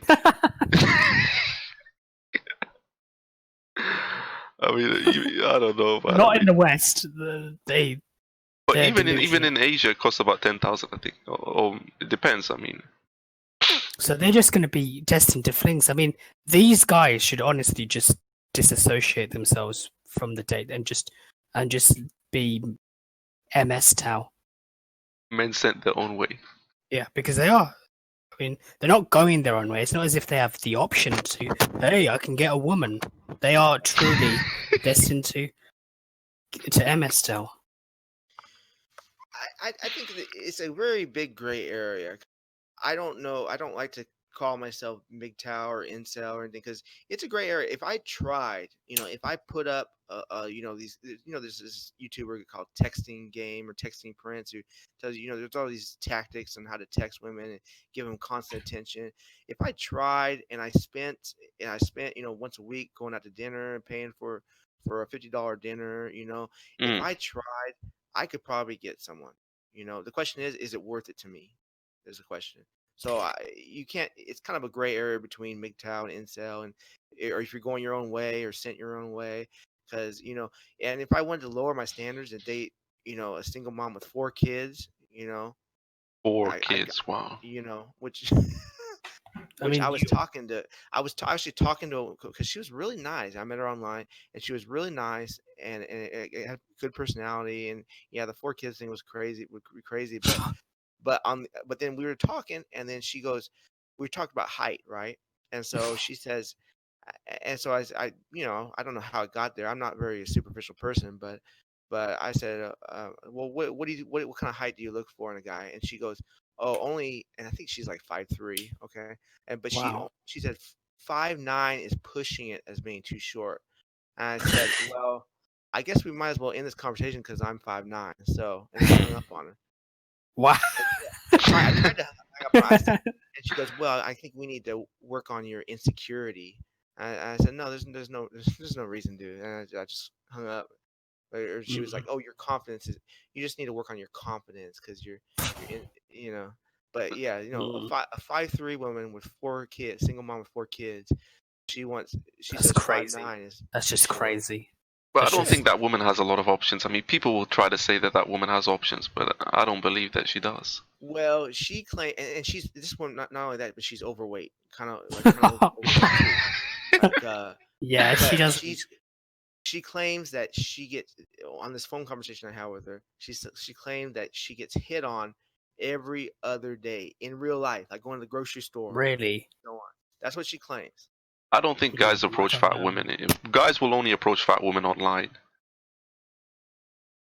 Yeah, online. Yeah, I done with that. That's the only way these poor CV I mean, women but fat can. women are. I mean, some fat women get married, but a lot of fat women are. I mean, if you just look at marriages like on YouTube, I don't see too many fat women getting married. I mean, if you look at the percentage of fat women that are out there, I mean, 50% of women are fat, but almost every woman in these marriage videos and pictures, and they're not, they're not obese. So I mean, fat women don't do well in the dating scene. I mean, you remember that video I did with those fat girls? Do you remember that?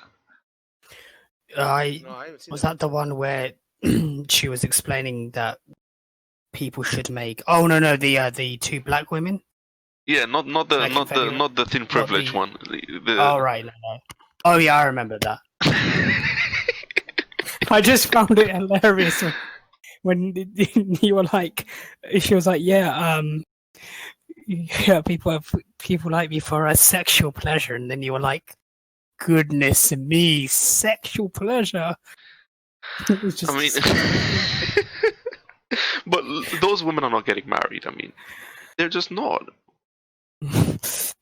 I mean, See, nobody's going to spend 30,000 on that. no, I mean they're just going to be at best like a cheap fling, if that, on Tinder or on like some sort of online dating app. They're not going to be really any, deep romantic relationship material. Yeah, I mean, you look at the guys in e-commerce, you look at the guys in medicine, you look at the guys in these that are established. They're not marrying to fat women. No, as you said, no self-respecting man would go for that. So I I mean, mean, I wouldn't. Would you? I mean, SB hasn't. But unreal. I, Would you? Would you rather be lonely for the rest of your life, like single, or go with those women? no, I'll be Like, single. I mean, I'm not losing yeah. anything out by being single except for reproducing. But I don't want to reproduce with fat, so I don't lose anything. you know, I don't lose anything. And the option, yeah. if you want a slim woman, I mean, there's plenty of countries out See, there that women are slim anyway. here's the thing. A lot of people that are affiliated with the incel community, they would say, "Oh, I'll be open to dating those women." They'll just say that as an affectation in order to maintain this identity that they're a true self, a true self. But they would not. I guarantee you, they would not do that. They wouldn't date those women. They say they will, but they wouldn't. I mean, those guys are fapping. It's nobody with fapping has low standards because if you're stimulating yourself constantly with those Exactly. images, your standard is Right. going to be high They because you're that is releasing it absolutely true. constantly. So obviously your standard is not going to be low.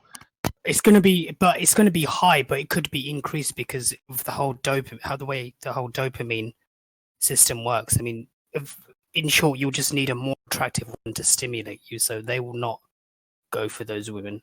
There's people like there was on this live stream once where it was like, "Yeah, I'll date Penny, I'll date Penny." I'm like, Who's Penny? "Do you remember Penny from the Face Anonymous live stream? Who the hell is that? The 3'0" woman, the fucking scary like." Oh no, She that has orc.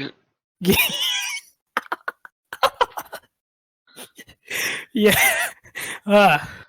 With Who like the hell's gonna date that? I mean, Bob, who's the guest on Facing Anonymous live stream, he said, "I'll date her. I'll date her."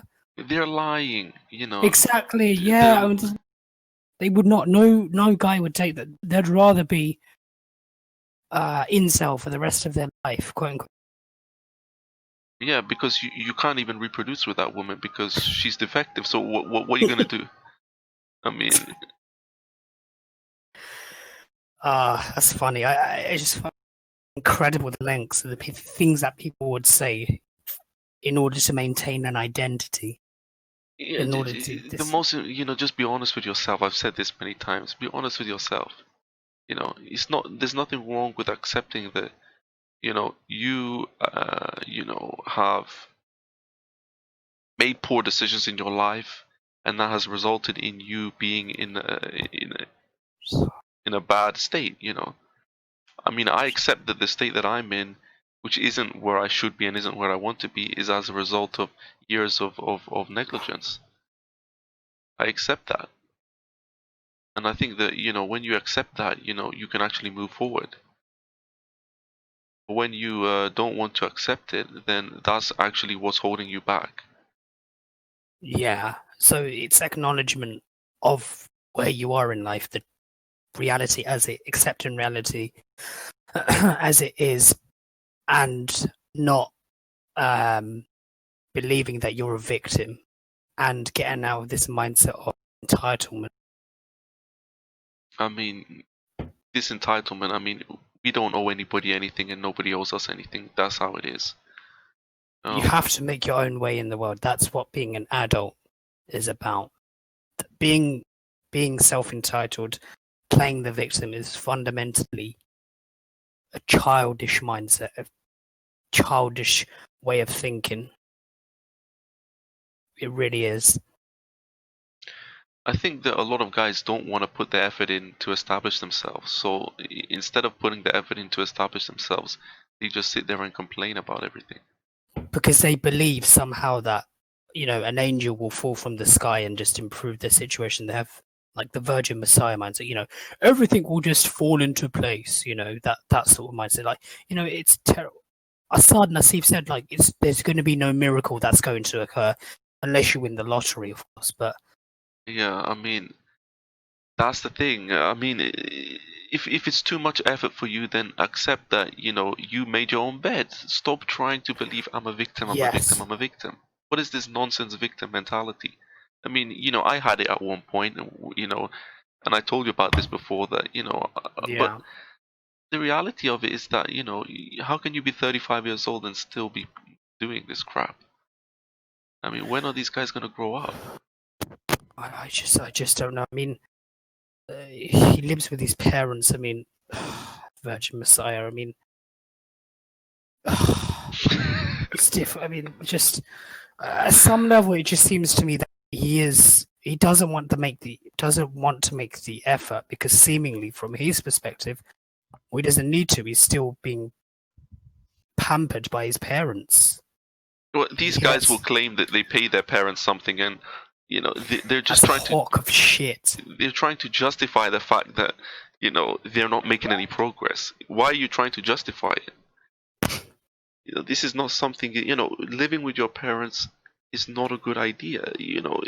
I mean, if you're doing it because of the fact that you're trying to start a business or you're saving up to reinvest in yourself. A house, yeah. But if you're living with your parents just because you're too lazy to move out and get a better job, that is a joke.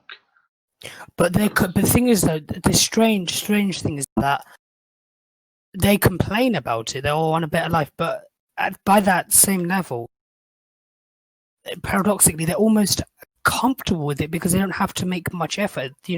Because they'll always be pampered to and catered for by their parents. So they're complaining about something which deep down they're comfortable with. It's so weird.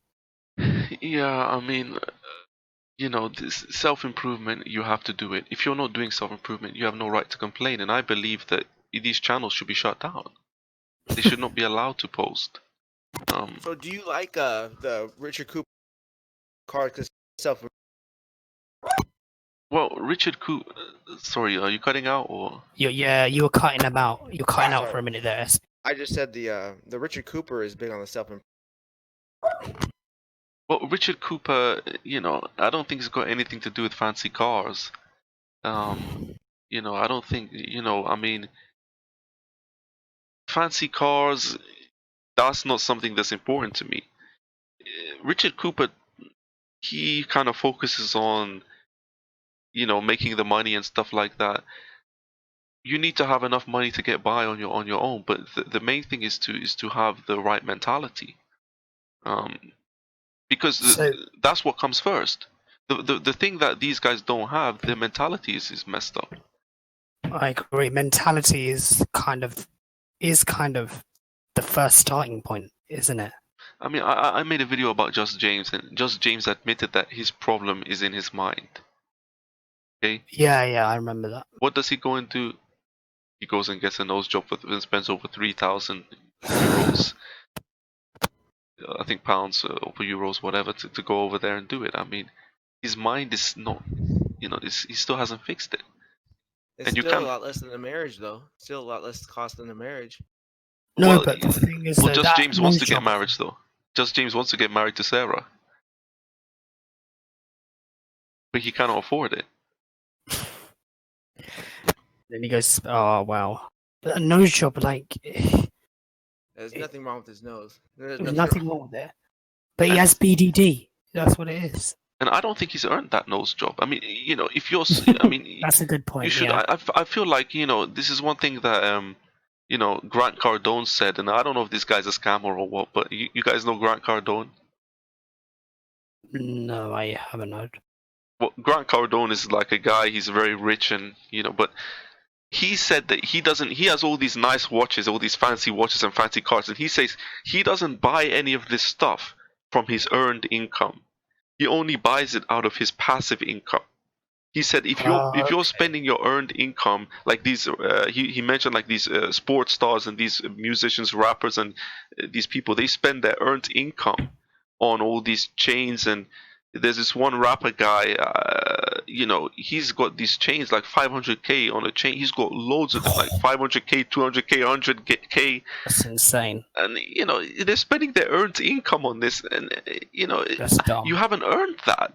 If you're like invested in some real estate, and that money is coming in passively, you can use that to buy the nice watch and the cars. But if you're spending all this money, you earn income, you haven't really earned it. I mean, he hasn't earned that nose job as far as I'm concerned. I mean, I can go out there and buy a Rolex right now, but I haven't earned that Rolex. Just because I've got the money in the bank doesn't mean that I've earned that. That's my earned income, you know. So I shouldn't be using that on these cosmetic things. Yeah, I mean, all the materialistic gain in life, that should not be acquired through, as you say, your earned income. It should be for like major materialistic. If it's just, or not even major, just ones that are just seemingly insignificant, just stuff that's designed to act as an affectation, like watches, jewelry, assorted, like expensive clothes. You should not be using your earned income for that. It's just not responsible. I mean, because next thing you know, the laws changes or you lose your job or whatever, and you're in big trouble.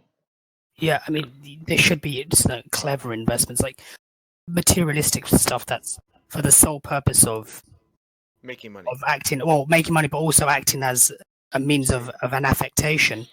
Should just When I have an extra $100 at the end of the week, I'm gonna spend it on like a tool to help me fix my car, or some kind of project on the house, or I'm gonna put extra money onto my mortgage when I have an extra $100.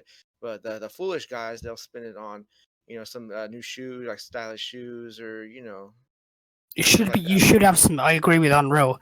You should have some set. You should, over your life, as early as possible, start to develop and acquire some sort of savings. Because as you said, you don't know how the market's going to change. You don't know if you're going to be in a sticky situation one day. You need to prep for the potential writing on the wall. Yeah, I mean, and I think that I mean, that one guy that you talk about, I don't want to mention his name, but he spent tens of thousands on cosmetic surgeries. I mean, this is idiotic. I mean, this mental state that these guys are in. You're not a rich man, but you're spending tens of thousands on cosmetic surgeries. I mean, it's But here's the question I have for you guys. Do you guys? I see in my personal life, I see these kind of guys who frivolously spend money. I see them getting girlfriends and getting married. Personally, I mean, like yeah, I see, like we had one guy at the sawmill. He wear all these fashionable clothes all the time, and his car payment was $700 a month. Oh, God. wow, that's And incredible. he was dating a single mom, so he had obviously expenses. He had no kids of his own, but he was dating a single mom. He obviously had expenses, but and they were renting, so they hadn't even got out of their home. But this guy, he looks the part. He plays the part well. They go out they spend their money going on vacations. Whenever he has a 3-day weekend, he'll go on vacation. They spend their money in these ways, and they're successful.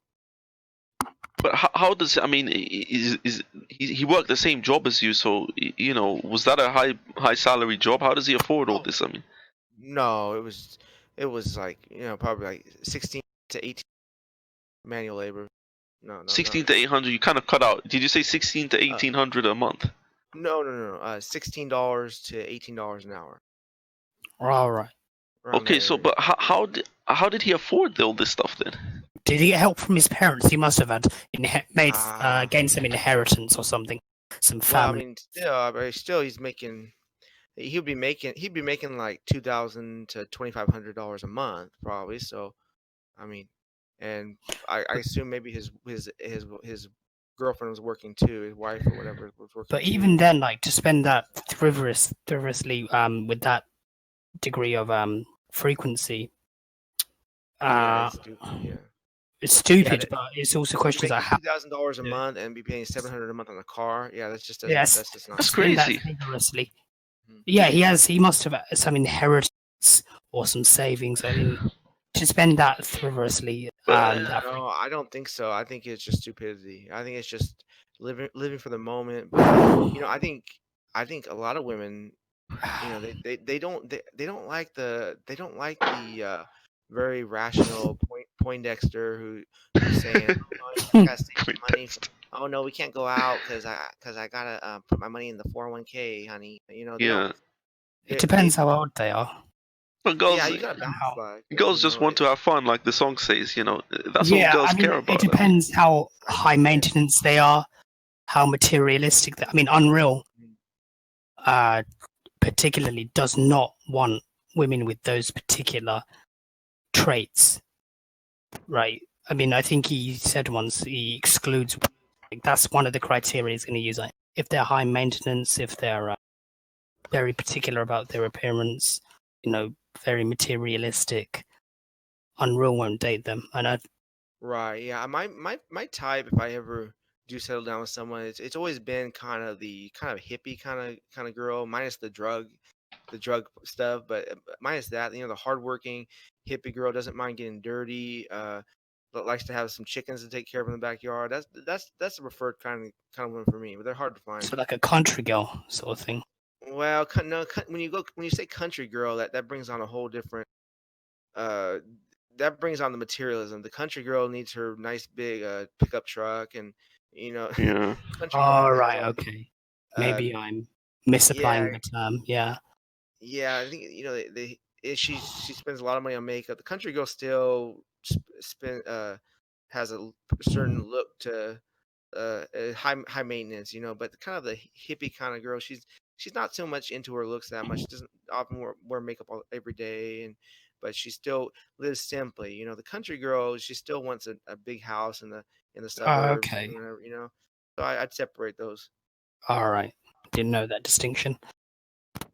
So yeah, what should we discuss now? Because I have to go in the next 10 minutes. So is there anything else you? I mean, you guys are welcome to like continue on the conversation, but Well, I think we'll end it because we could continue, but SBO, you spoke about you are not your job. Um, I agree with you. I mean, in terms of your job, I mean, it shouldn't define you as a guy, and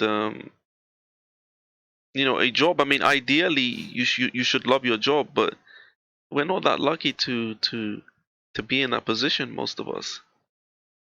I mean, do I like what I do on a day-to-day basis? No, I don't. But I don't hate it. I mean, I think as long as it's okay. I mean, as that's long as you enough. don't hate it, as long as you don't like despise it, Yeah. as long as you Yeah, don't most want times I had, like, I remember waking up and taking a shower and being like, oh, dreading work, yeah. yeah, and you can't wait for that weekend. You Yeah, just if it's that, that's just a big indicator. Like it's time yeah, to just change. It's time to switch. right. But if you have a job, no matter if it's stressful a bit, but you don't mind, your day-to-day job feels like, you're maybe not on vacation, but you're going through the roles, and you don't mind going to work, then that's good. That's something to shoot for. Yeah, I mean, Hell kind of alludes to that, doesn't it? Quite loose, or alluded to that, I should say, quite loosely in his previous videos. Like do something which is relatively low stress, but ultimately something which doesn't tax you so much. Tax in terms of what, money or? Tax in Mental. terms of mentally and physically. Basically, Yeah. that's not a detriment to you. And Well, I don't see. I mean, it's okay to work hard. I mean, is he saying you shouldn't work hard, or you should work hard, in my opinion? it's hard to tell. I mean, I don't think he's like an advocate for working. To be honest, you agree with that, Espeo, isn't it? He just wants the easiest life possible. 'Cause No, he yeah, feels he's talked about Steve Hoka as that $12,000 a year being the sweet spot. What? Yeah, if you look at the, UBI will be perfect for him. He don't need to work. look at one of my favorite videos from him was called "Killing Yourself to Live." Do you remember that one? I It was a didn't two- see that one. It was a Nobody's 2 hour killing themselves to video. live. I mean, and who's Have doing you, that? Espeo? Have you actually like downloaded any of his videos, or did No, you? Oh, okay. I've recorded a few of them, just a bit of his live streams. Like, Oh yeah, the ones he the did "Killing this year. Yourself to Live" was a good one. But who's killing Okay. themselves to live? Nobody's doing that in today's Well, society. him and Steve Hoka were talking about it together, and they're talking about how, the 12,000 is good to still get your benefits from the state, and still be able to your So these make your guys are socialists, basically. no, Hell by Dashboard Light is a fascist, like Yeah, he's a white nationalist. But so how can you say that you're all about getting benefits? I mean, that's socialism, though. well, it's kind of a catch-22, because he's saying that he would prefer that he live in a society where he was rewarded for his hard work and intelligence and abilities, and he was paid more than other people. But since he does live in a democracy where everyone's kind of evened out and equality, since he says, well, you might as well, might as well play just with the play the game. game. I think that you can be rewarded if you're self-employed or if you go into business. I definitely think that. Yeah. And I also think He probably just got the wrong degree. He probably just got in the wrong And field. I think well, that the these wrong people need to stop degree. focusing on what other people are doing as well. I've mentioned that. I don't care what women are doing. I think that guy has an obsession with what women are doing. I don't care what women are doing. If a woman wants to do this or that, how does that? You just don't think about it. It's Yeah. because he wants, even though he's that guy. That guy is incelly, basically. He has an incel mindset. Yeah, and Yeah. he's very he's got issues. Like when you talk to him, when you talk to him on this chat, he gets angry really easy. He does. He really does have attitude and temper He's problems. So he bit, shouldn't be giving advice. I mean, he can't give advice because he's got an incel mindset. So he's only going to destroy people, basically. yeah. Well, to go back to what you said about but the job thing, like, I think any guy, even just doing a minimum wage job, if as long as they're not in an expensive area, they can afford a place to live and live on their own and live comfortably, even if it's like low income housing or something like that.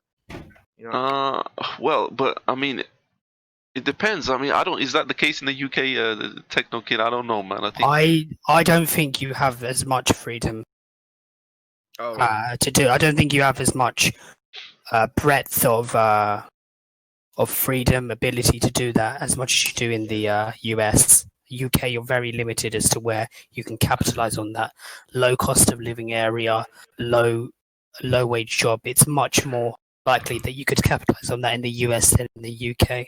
I mean, it's not. It's Yeah. You can't do that in the southern part of even Definitely outside not of in the southern London, part. not in But Kent. even up north, it's still going to be Up north, somewhat Middlesbrough, difficult. places like that, you can't.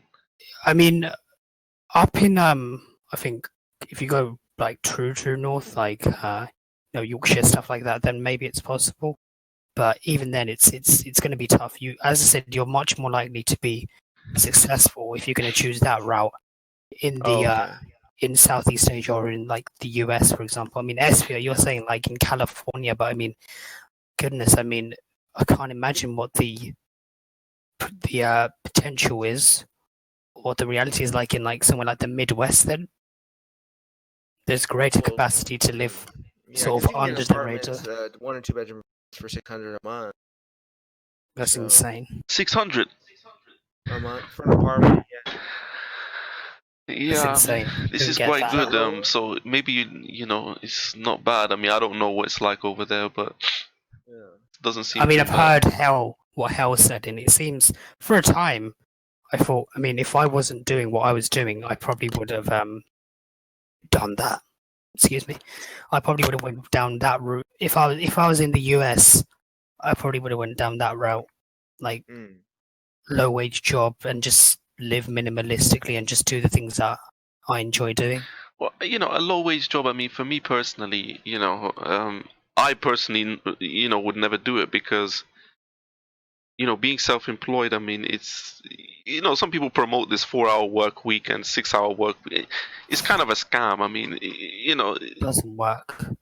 I mean, working 4 hours a week, how much work you have to do to get to that point of working 4 hours a week? I mean, maybe I'm doing it wrong, but I still have to work quite a lot. I mean, I don't know Right. You're how. talking the house is paid off, and so all you're paying is your property taxes and your food bills. That's all you're talking about.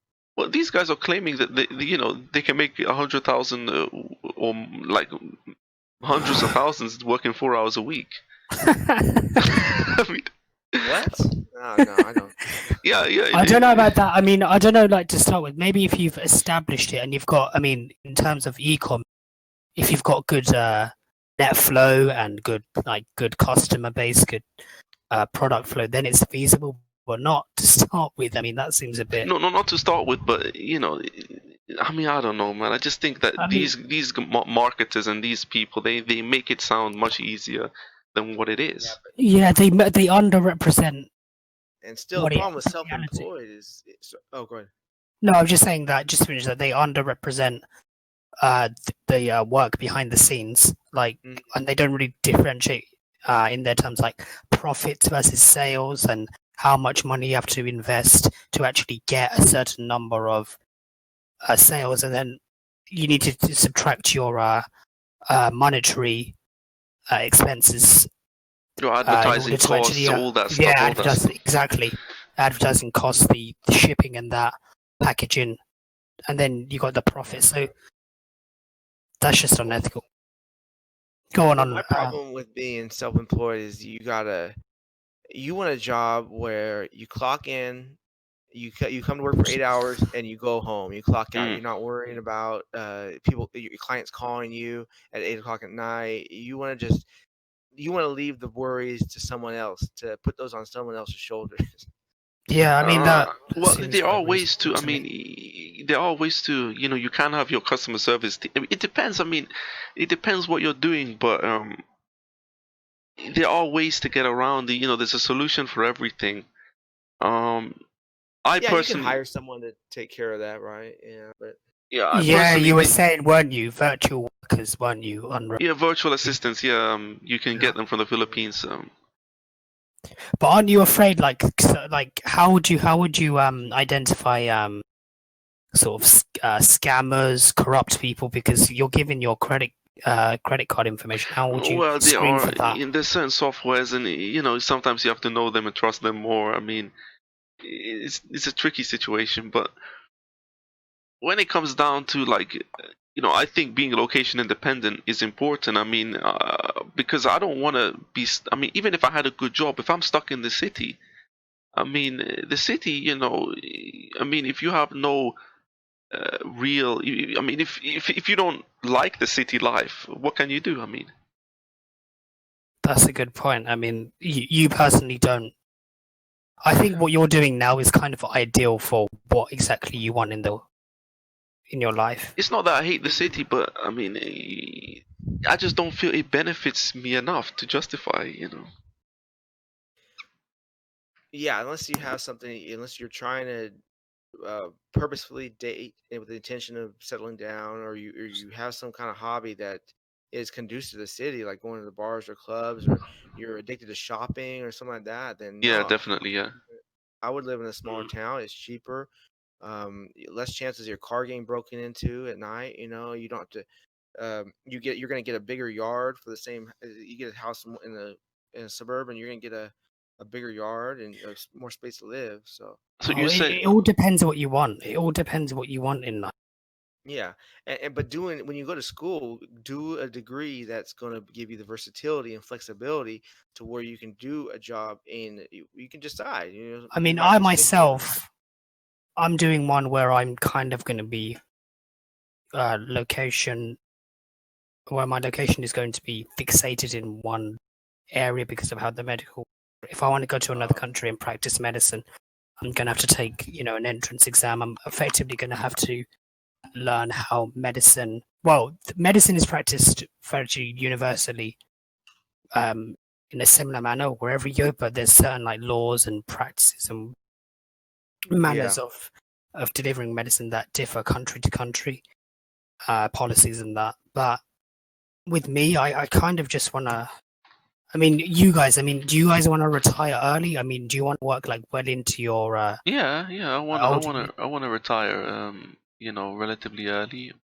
But I mean, I don't mind working when I'm 60, 70 if it's, if I enjoy it. I mean, it depends if you enjoy it or not, really. I mean, I myself probably I won't practice medicine that like I'm probably going to retire early, and I'll probably just do some like medical training, like medical students, you know, clinical skills, clinical medicine. I'll probably do that on like a part-time basis, be a guest lecturer, that sort of stuff in my retirement years. What about you guys? I consider myself already semi-retired in my mindset, because like Okay, I kind of got myself situated with the low payment, low cost of living.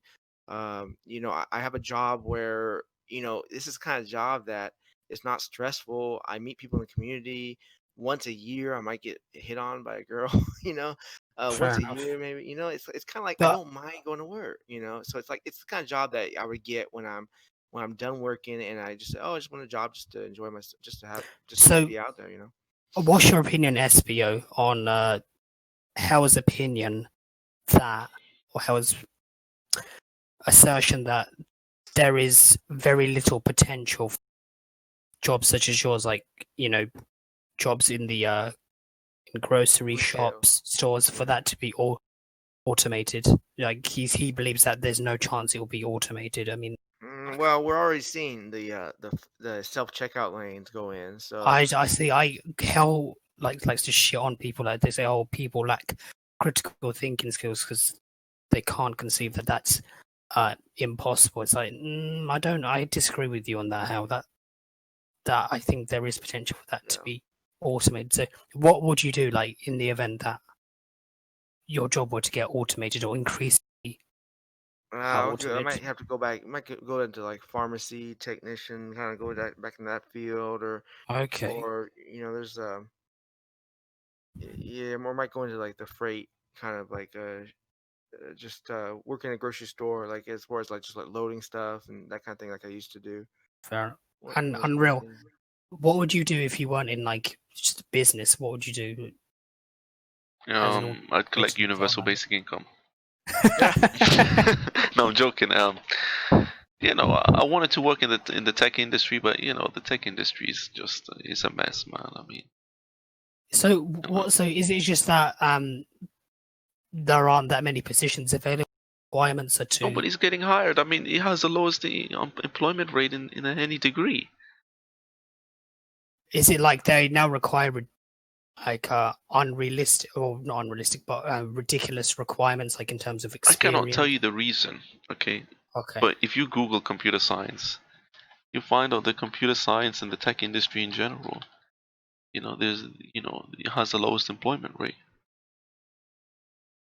wow. I mean, Yeah, my bachelor's degree is in technology. I You couldn't cut go out into your like bachelor's degrees yeah. in You what? industrial technology. Okay. okay? So So were there like zero job prospects within that once you graduated, or yeah, I mean, I worked in a machine shop, like making like oil drilling equipment for like a year, and Oh I yeah, just got sick of just didn't get along with my coworkers and got sick of fair it. enough. Um, so I took off, went back to school. Right. Thought One second, school would guys. I've help. just got to do something. Oh yeah, no problem. So do you Yeah, but think yeah, that, people should accept, let's say I mean, I was watching Malcolm Sutherland, I don't know if you know Malcolm Sutherland. no. He went viral for making a video saying he's 34 years old, he's got degrees, he's unemployed, he still lives with his trapped in his parents' house. I don't know if you saw that video. It was quite popular a few years ago. Oh, was it the one you did a video on? Trapped in my room. Trapped in my room. No, Yeah. no, no, no, no. You probably maybe haven't seen it, but this Yeah. guy, he's finally got a job in a warehouse, um, Hmm. and it seems like he still lives with his parents. I think he's nearly 40 now, and it seems to me like he's satisfied with it. But I mean, it's not enough for him to build a life for himself. Should people just accept that, or should they really try to change it? Or Yeah, yeah, they should definitely. If they're not happy with their life, and I think that they're living with their parents still, then yeah, I think they should try to change that for their own benefit. but what if you have Asperger's? Because I don't know. I mean, does Asperger's affect your job opportunities in a major way? I mean, Well, I think I've heard it say that the difference between someone with Asperger's, because they can be very intelligent, but they might be happy just working an average job in a grocery store, but no problem. So maybe I have Asperger's. I don't know because I'm saying the same thing. Because I've heard that as like the a cliche thing about people with Asperger's is they might be able to they can be totally happy doing these jobs and not they have no drive to move forward. So I yeah, don't know. but Maybe I have it has that. to be enough. I mean, if it's enough to, I mean, what you're doing right now, is it enough? If you were to meet a woman, would it be enough to, you know, sustain her? Or Well, personally, if it sustain her, like, I mean, why would I'm not looking to sustain a woman unless, it's because it's too late for me. Maybe if I had like four kids with her, but it's kind of in the 30s. It's kind of late in the game.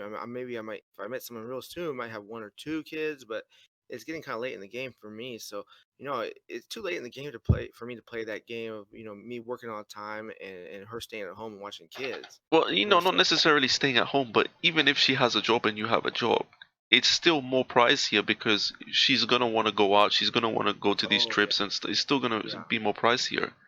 yeah, You know. you're right. Yeah, and so that because that's why I'm kind of that I can be semi-retired because I don't have those needs to go out and eat all the time and go on vacations every summer. So that's part of the reason why I can. And I don't drive a nice looking car like so many women want to drive a perfect condition car. Mm. So yeah, you're right. Looking at it from that sense, yeah, you're right. I could not maintain like an average materialistic American woman today in her 30s. You're right. So the best So I choice is guess to be single, like what I said in that video. for in my position, but I'm someone who's I've already had two kids. Okay. I've already been married before. I'm very self-content. I have my own stuff I'm doing on my house to try to fix it up, try to sell it in the future. I got my own life to live. So I'm not I'm not in my 20s. Like I remember in my 20s, Yeah. maybe I would that question would come in my mindset. Oh, well, I gotta amp up my finances so that because I'm not gonna meet anyone. But at this point in life, you know, Yeah. So I'm back, guys. I would just say that kind of have to get going in the next yeah, 10 minutes or so. But yeah. did I miss out on anything? Was there any opinion you Oh, nothing wanted much. from me, or Well, I just think for a lot of guys, having a family, they've just been priced out. I think if they want to stay in the West, um, they can't afford. I mean, to unless they want to, give their kids a crap life and get with a single mother or get with a very low class. Finding a decent woman and having a family, I think a lot of men will be priced out of this. That's what I think. Yeah, I have to agree with that. I mean, in the West, particularly so in the UK, it'll be tough. Yeah, and that's not just your opinion. That's that article that came out the beginning of September. Did you guys? I did a whole video on it. Like, did you see Oh, that article? It was about mm, the lack of financially no lack of economically attractive men is to blame for the lack of marriage rates. Did you see that? no, Well, but I yeah, can because imagine. marriage costs 30,000 a Yeah, piece. So I mean, makes sense. I haven't seen the article, but it makes total Yeah, sense. it went all over. Even like Rush Limbaugh talked about it on the show. It's it went all over the news. Wow. Yeah, yeah, you can look it up. It's from September. It's a lack of economically attractive males to blame for mm. lack of, it's always the male's fault, Well, No I question. don't know what they want these men to do. I mean, I mean, not everybody can be, you know, do well. No. I mean, if No, you're it's low it's intelligence and you have Asperger's, I mean, is it over for Yeah, you? not everyone. Yeah, not everyone set up or destined to have a very fruitful, lavish life by virtue Yeah. of their psychological profile. Not everyone is set up to have that. So at one point, you kind of have to accept who you are and what your upper limit is in terms of your ability to generate income. I mean, but like people like hiding in my room. I mean, I don't know what prospect that guy has. Well, he can only get in. I mean, the only situation for him is to live off a woman, like what he's doing now. But again, he gets bullied. He said he only has a small part of his desk where he can put things. I mean, how degrading is that? I mean, how can you live like this? but yet the Uh, question is, he has a woman. So that's an interesting question. Well, he has a woman because he's in Japan. He didn't get women in the UK. Oh, okay. Yeah, but that relationship isn't healthy anyway because he wants to be out of. He's always constantly kicked out. He's constantly arguing he just with got kicked wife. out. Kicked out. I mean, oh I my think a good god. chat for next time to kind of continue on this conversation is because we talk about having a happy, successful life, but we kind of put it in the framework of more material, economically in money. But I think Yeah, it's very possible for guys to have a very happy life, without making too much. but it's just about the key thing here is with money you have financial independence. So it's just a relative thing, isn't it? See, you can have financial independence and not make a lot of money, providing you're Yeah, in a low cost of living area. The question is whether or not you're comfortable with that. And I think Unreal would prefer to live. He is not comfortable not living like relatively lavishly, right? Unreal. Well, Like you'd want. my thing is that, I'm not trying to get a Bugatti Veyron or a Lamborghini, but at the same time, I'm not trying to live like a poor man. yeah. I need to live better than how I am now, much better. Okay, I Yeah, mean no, no, that's you fine. don't want to live month to month. Yeah, if something It comes, depends. It's just about whether or not you can like you're not basically fighting for income. You're not depriving yourself. Depriving your health to get money. I think that's what matters. I mean, outside of that, I mean, Hell thinks that hobbies are surrogate activities. I don't know about that. There are certain things like hobbies. They can be of benefit to you. They can complement your life if you have quite a stressful job or you're quite occupied throughout the week. It's a good way to unwind. It's a good way to detach. Excuse me, yourself from yeah, the world somewhat. and endocrinologists have said that that's very beneficial to the male's hormone levels is having that time. tune out and zone out and get lost in Yeah. activity. Yeah, I mean that kind of makes sense for like maintaining like healthy a healthy testosterone profile. But it just depends. If you're just gonna come not do anything, like just watch anime or go on incel for Or do what Virgin Messiah does, lay on the bed and look to the ceiling for hours or on do end. that or make YouTube videos where you complain about your wife kicking you out and you having to go to breakfast B&B, then yeah, that's not good. So it just depends. I mean, I agree. If outside, don't come home. Like I agree with Honor. Don't come home and like switch on the telly. No, start a side hustle. Commit to a hobby, or spend time with your friends. Do something which involves something where you're not hypnotized. Because that's the thing. Because with all this anime stuff, it's quite mindless, hypnotic, and when you're in that state, It's not even realistic, you know. I mean, you, the thing is with anime and video games, you start to live in a fantasy land. I mean, I've noticed this with guys that watch this stuff. I mean, there's this thing about going to Area 51 to find aliens. I mean, these guys are. I know these guys who do it are watching anime because one of the factions is called Naruto Runners. So they're watching this anime and they're living in fantasy world. I mean, you can't get into Area 51 to find aliens.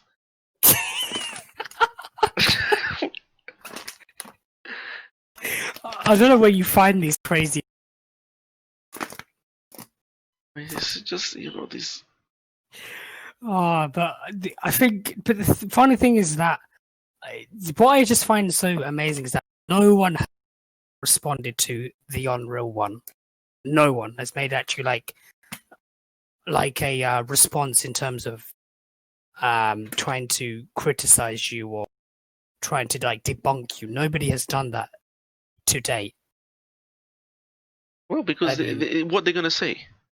There's nothing I'm saying that's harmful. or fundamentally wrong. So, Well, yeah. they'll say that they don't agree with me, but the thing is that you not agreeing with me, that doesn't prove that their theory is correct. Yeah, exactly. These guys, I mean, that comment Virgin Messiah left, then he went off and deleted it. You saw he had a meltdown on my channel. Yeah, fucking. Did you see that, Espeo? I saw the video, but I didn't read the comment. Yeah. Oh, okay. Yeah, so. What did he say? In which comment? Which comment? Did you know the one where he was like, "Oh, Unreal. If this better about yourself, putting people down, and if that doesn't make you a loser, then go forward with us." Something like that. Well, he's trying to tell me that take care of yourself, and he's trying to say he wished me the best, but he's just lying. He doesn't wish me the best, and yeah, he's trying to come across as a nice guy. He's yeah, not a I nice saw guy. that. I saw. He's not a nice guy. This is a guy who said if he had all the like money in the world, or if he was like wealthy, you know what he would do? This is what he would say: not help the poor, okay? Not educate people, because he cannot do that anyway. He would sit on his ass and stream video games, and people would watch him. That's what he would do. I mean, So he calls himself a nice guy. yeah. I would call him a nice guy, but my definition of a nice guy, you see, a nice guy is someone it has no respect to their manners or politeness. A nice guy is someone who has a certain expectation, entitlement about the world and what they deserve. And Okay. when their expectations are not met, they get kind of they get kind of they get kind of upset when life throws them a tangent, throws them a curve, because a nice guy is someone who has been raised his whole life that this is what you need to do in life. This is what you need to have. You need to have a white picket fence, a wife, 2 kids, and so on. And this is what you need to be happy. And you know, maybe my definition is a little different than you guys, but I would I call him a mean, nice guy. You know, because by nice guy, on no, here. basically because he was playing the victim. It was as if Unreal was just so unreasonably well. I don't even think Unreal was particularly horrible to him, but he made it seem as if Unreal took like great delight in exposing him, in degrading him, and insulting him, and just in spite of that, Virgin Messiah still wishes Unreal the best, but really he was bitterly insulted, bitterly hurt, and he tried to mask that by He doesn't wish me the best, he doesn't wish anybody the best. He just says that the guy is trying to justify himself, saying, I sent money to a family member in Ukraine. I sent money. So what? What the hell does that mean? You got people who are bad people that send money to family members. I mean, we're not saying that he's the devil, but at the same time, we're saying that he's a bad influence. I mean, he shouldn't be allowed to post on YouTube because what he's promoting is misery, self-hatred, and there's defeatism. yeah, all that negativity, and there's other people who don't like him and have had enough of him. And I personally want him to close his channel down. He said he would.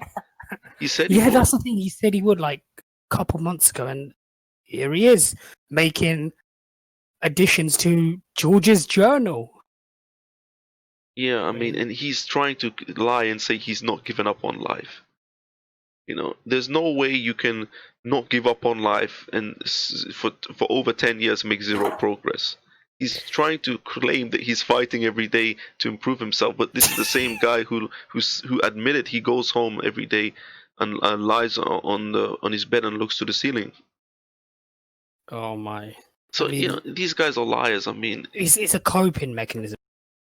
For saying I haven't given up. He clearly has, and that empowers him to say that he hasn't. He still has that. He believes he still has that glimpse of hope because that angel will fall from the sky one day. No, he's a guy. He's a clown, man. I mean, I don't like talking about these guys but you have to sometimes because you have to highlight to other people that this is what happens. This is what happened exactly, and that's the service that Unreal has provided with some of his videos. Yeah, so I mean, at its root, it lies in the fact that he has a nice guy expectation. He is entitled to this when there's nothing in the world that entitles you to having a house, a car, and a good-looking wife and 2 kids.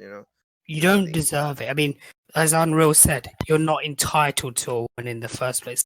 If you want a woman, you have to compete in the market. And if you don't have what it takes, that's your own fault because you have the exact same resources that every other man has. Right, but if that competition gets to where it gets to where we are today, where an average guy with an average job can't even get a single mom and 2 kids. But then I say, okay, the game is bad. So you've done what it takes to get a woman. So do what it takes to get a woman, or embrace loneliness. So you've done everything in your part. Okay, so you say, for now, the game is against me. Okay, right. It's not an issue with the players. I've done everything I can to max out my stats as a player. So what's my next option? Embracing loneliness. Exactly. Yeah, and but these guys, they haven't taken either option. They believe that do what it takes to get a woman. They believe what they're presently doing is enough. Like women should just come to me. Women should just accept me as I am. I'm just being myself. Playing anime and having low self-esteem and looking like a trough of shit. Yeah. I'm enough, but you need to do what it takes to get a woman. If you want one, if it means that much to you, as these guys claim. Right. Yeah, I mean, that's the funny thing because clearly, if it means that much to you, then you'd be doing everything. everything in your power, but they believe they want everyone else to believe that they're doing everything in their power. You know, they're grounded psychologically, they're neurotypical, they have a good job, they have a good, you know, friendship circle, hobbies, etc. Good for, you know, a healthy relationship with their family. They have everything else, but the dating scene is that fucked. I find it hard to believe. Because remember, part of doing what it takes is also relocating. See, people don't like that, but if you want a woman so bad and you have to do that, then the option is quite clear, right? Well, David Bond did it. I mean, you guys know David Bond. David Bond. Yeah. No. Well, David Bond is a guy. He's from I think he's from David. I think he's from Bakersfield, California. I don't know. Oh, okay. I used to live there. Maybe he's from there. I Okay. don't know, but I think that's where he's from. He's got exposed, and he, you know, he claims that he did PUA and he got lots of women in America. But when you watch his game, he goes he goes after women like, "Oh, you're just so beautiful." You know, does he go straight in with the compliments? Yeah, straight away. Yeah, you can watch him right now. I can put a video after this, but you know, he comes in like with that, and the guy has terrible game, and he's in Thailand and he's getting women in because, you know, he can get women in Thailand, but he relocated to he's a sex tourist. You know, he is a sex tourist, but that's the thing with that guy. He relocated to get the result that he wanted. What? Yeah, there you go. So relocation, improving your Mental state. mental state, and also as a result of that, your perceived mental health be improved. Increasing or improving your social circle, all these sort of things. Not looking hideous. That will help. So I don't think many people have not undertaken even one of these processes. And therefore they have no right to complain. No, because you haven't taken the necessary steps. So what do you expect? I don't know if they're stupid or childish or delusional. I don't know where to put it. Or mad. Yeah. I just don't know how to explain it. I don't know. I'm lost. I don't know with those guys. Yeah, I mean, sometimes we have to accept that the position that we're in, you know, it's determined by the choices and decisions that we've made in our life. And if you've made poor decisions in your life, then you have to deal with it. You can control, of course, your genetics will limit you to a certain degree, but there are, you know, environment, hard work, smart decision making, the formation of good connections can take you a long way. Well, as far as I know, genetics don't force you to be, you know, a negative, self-hating, defeatist person.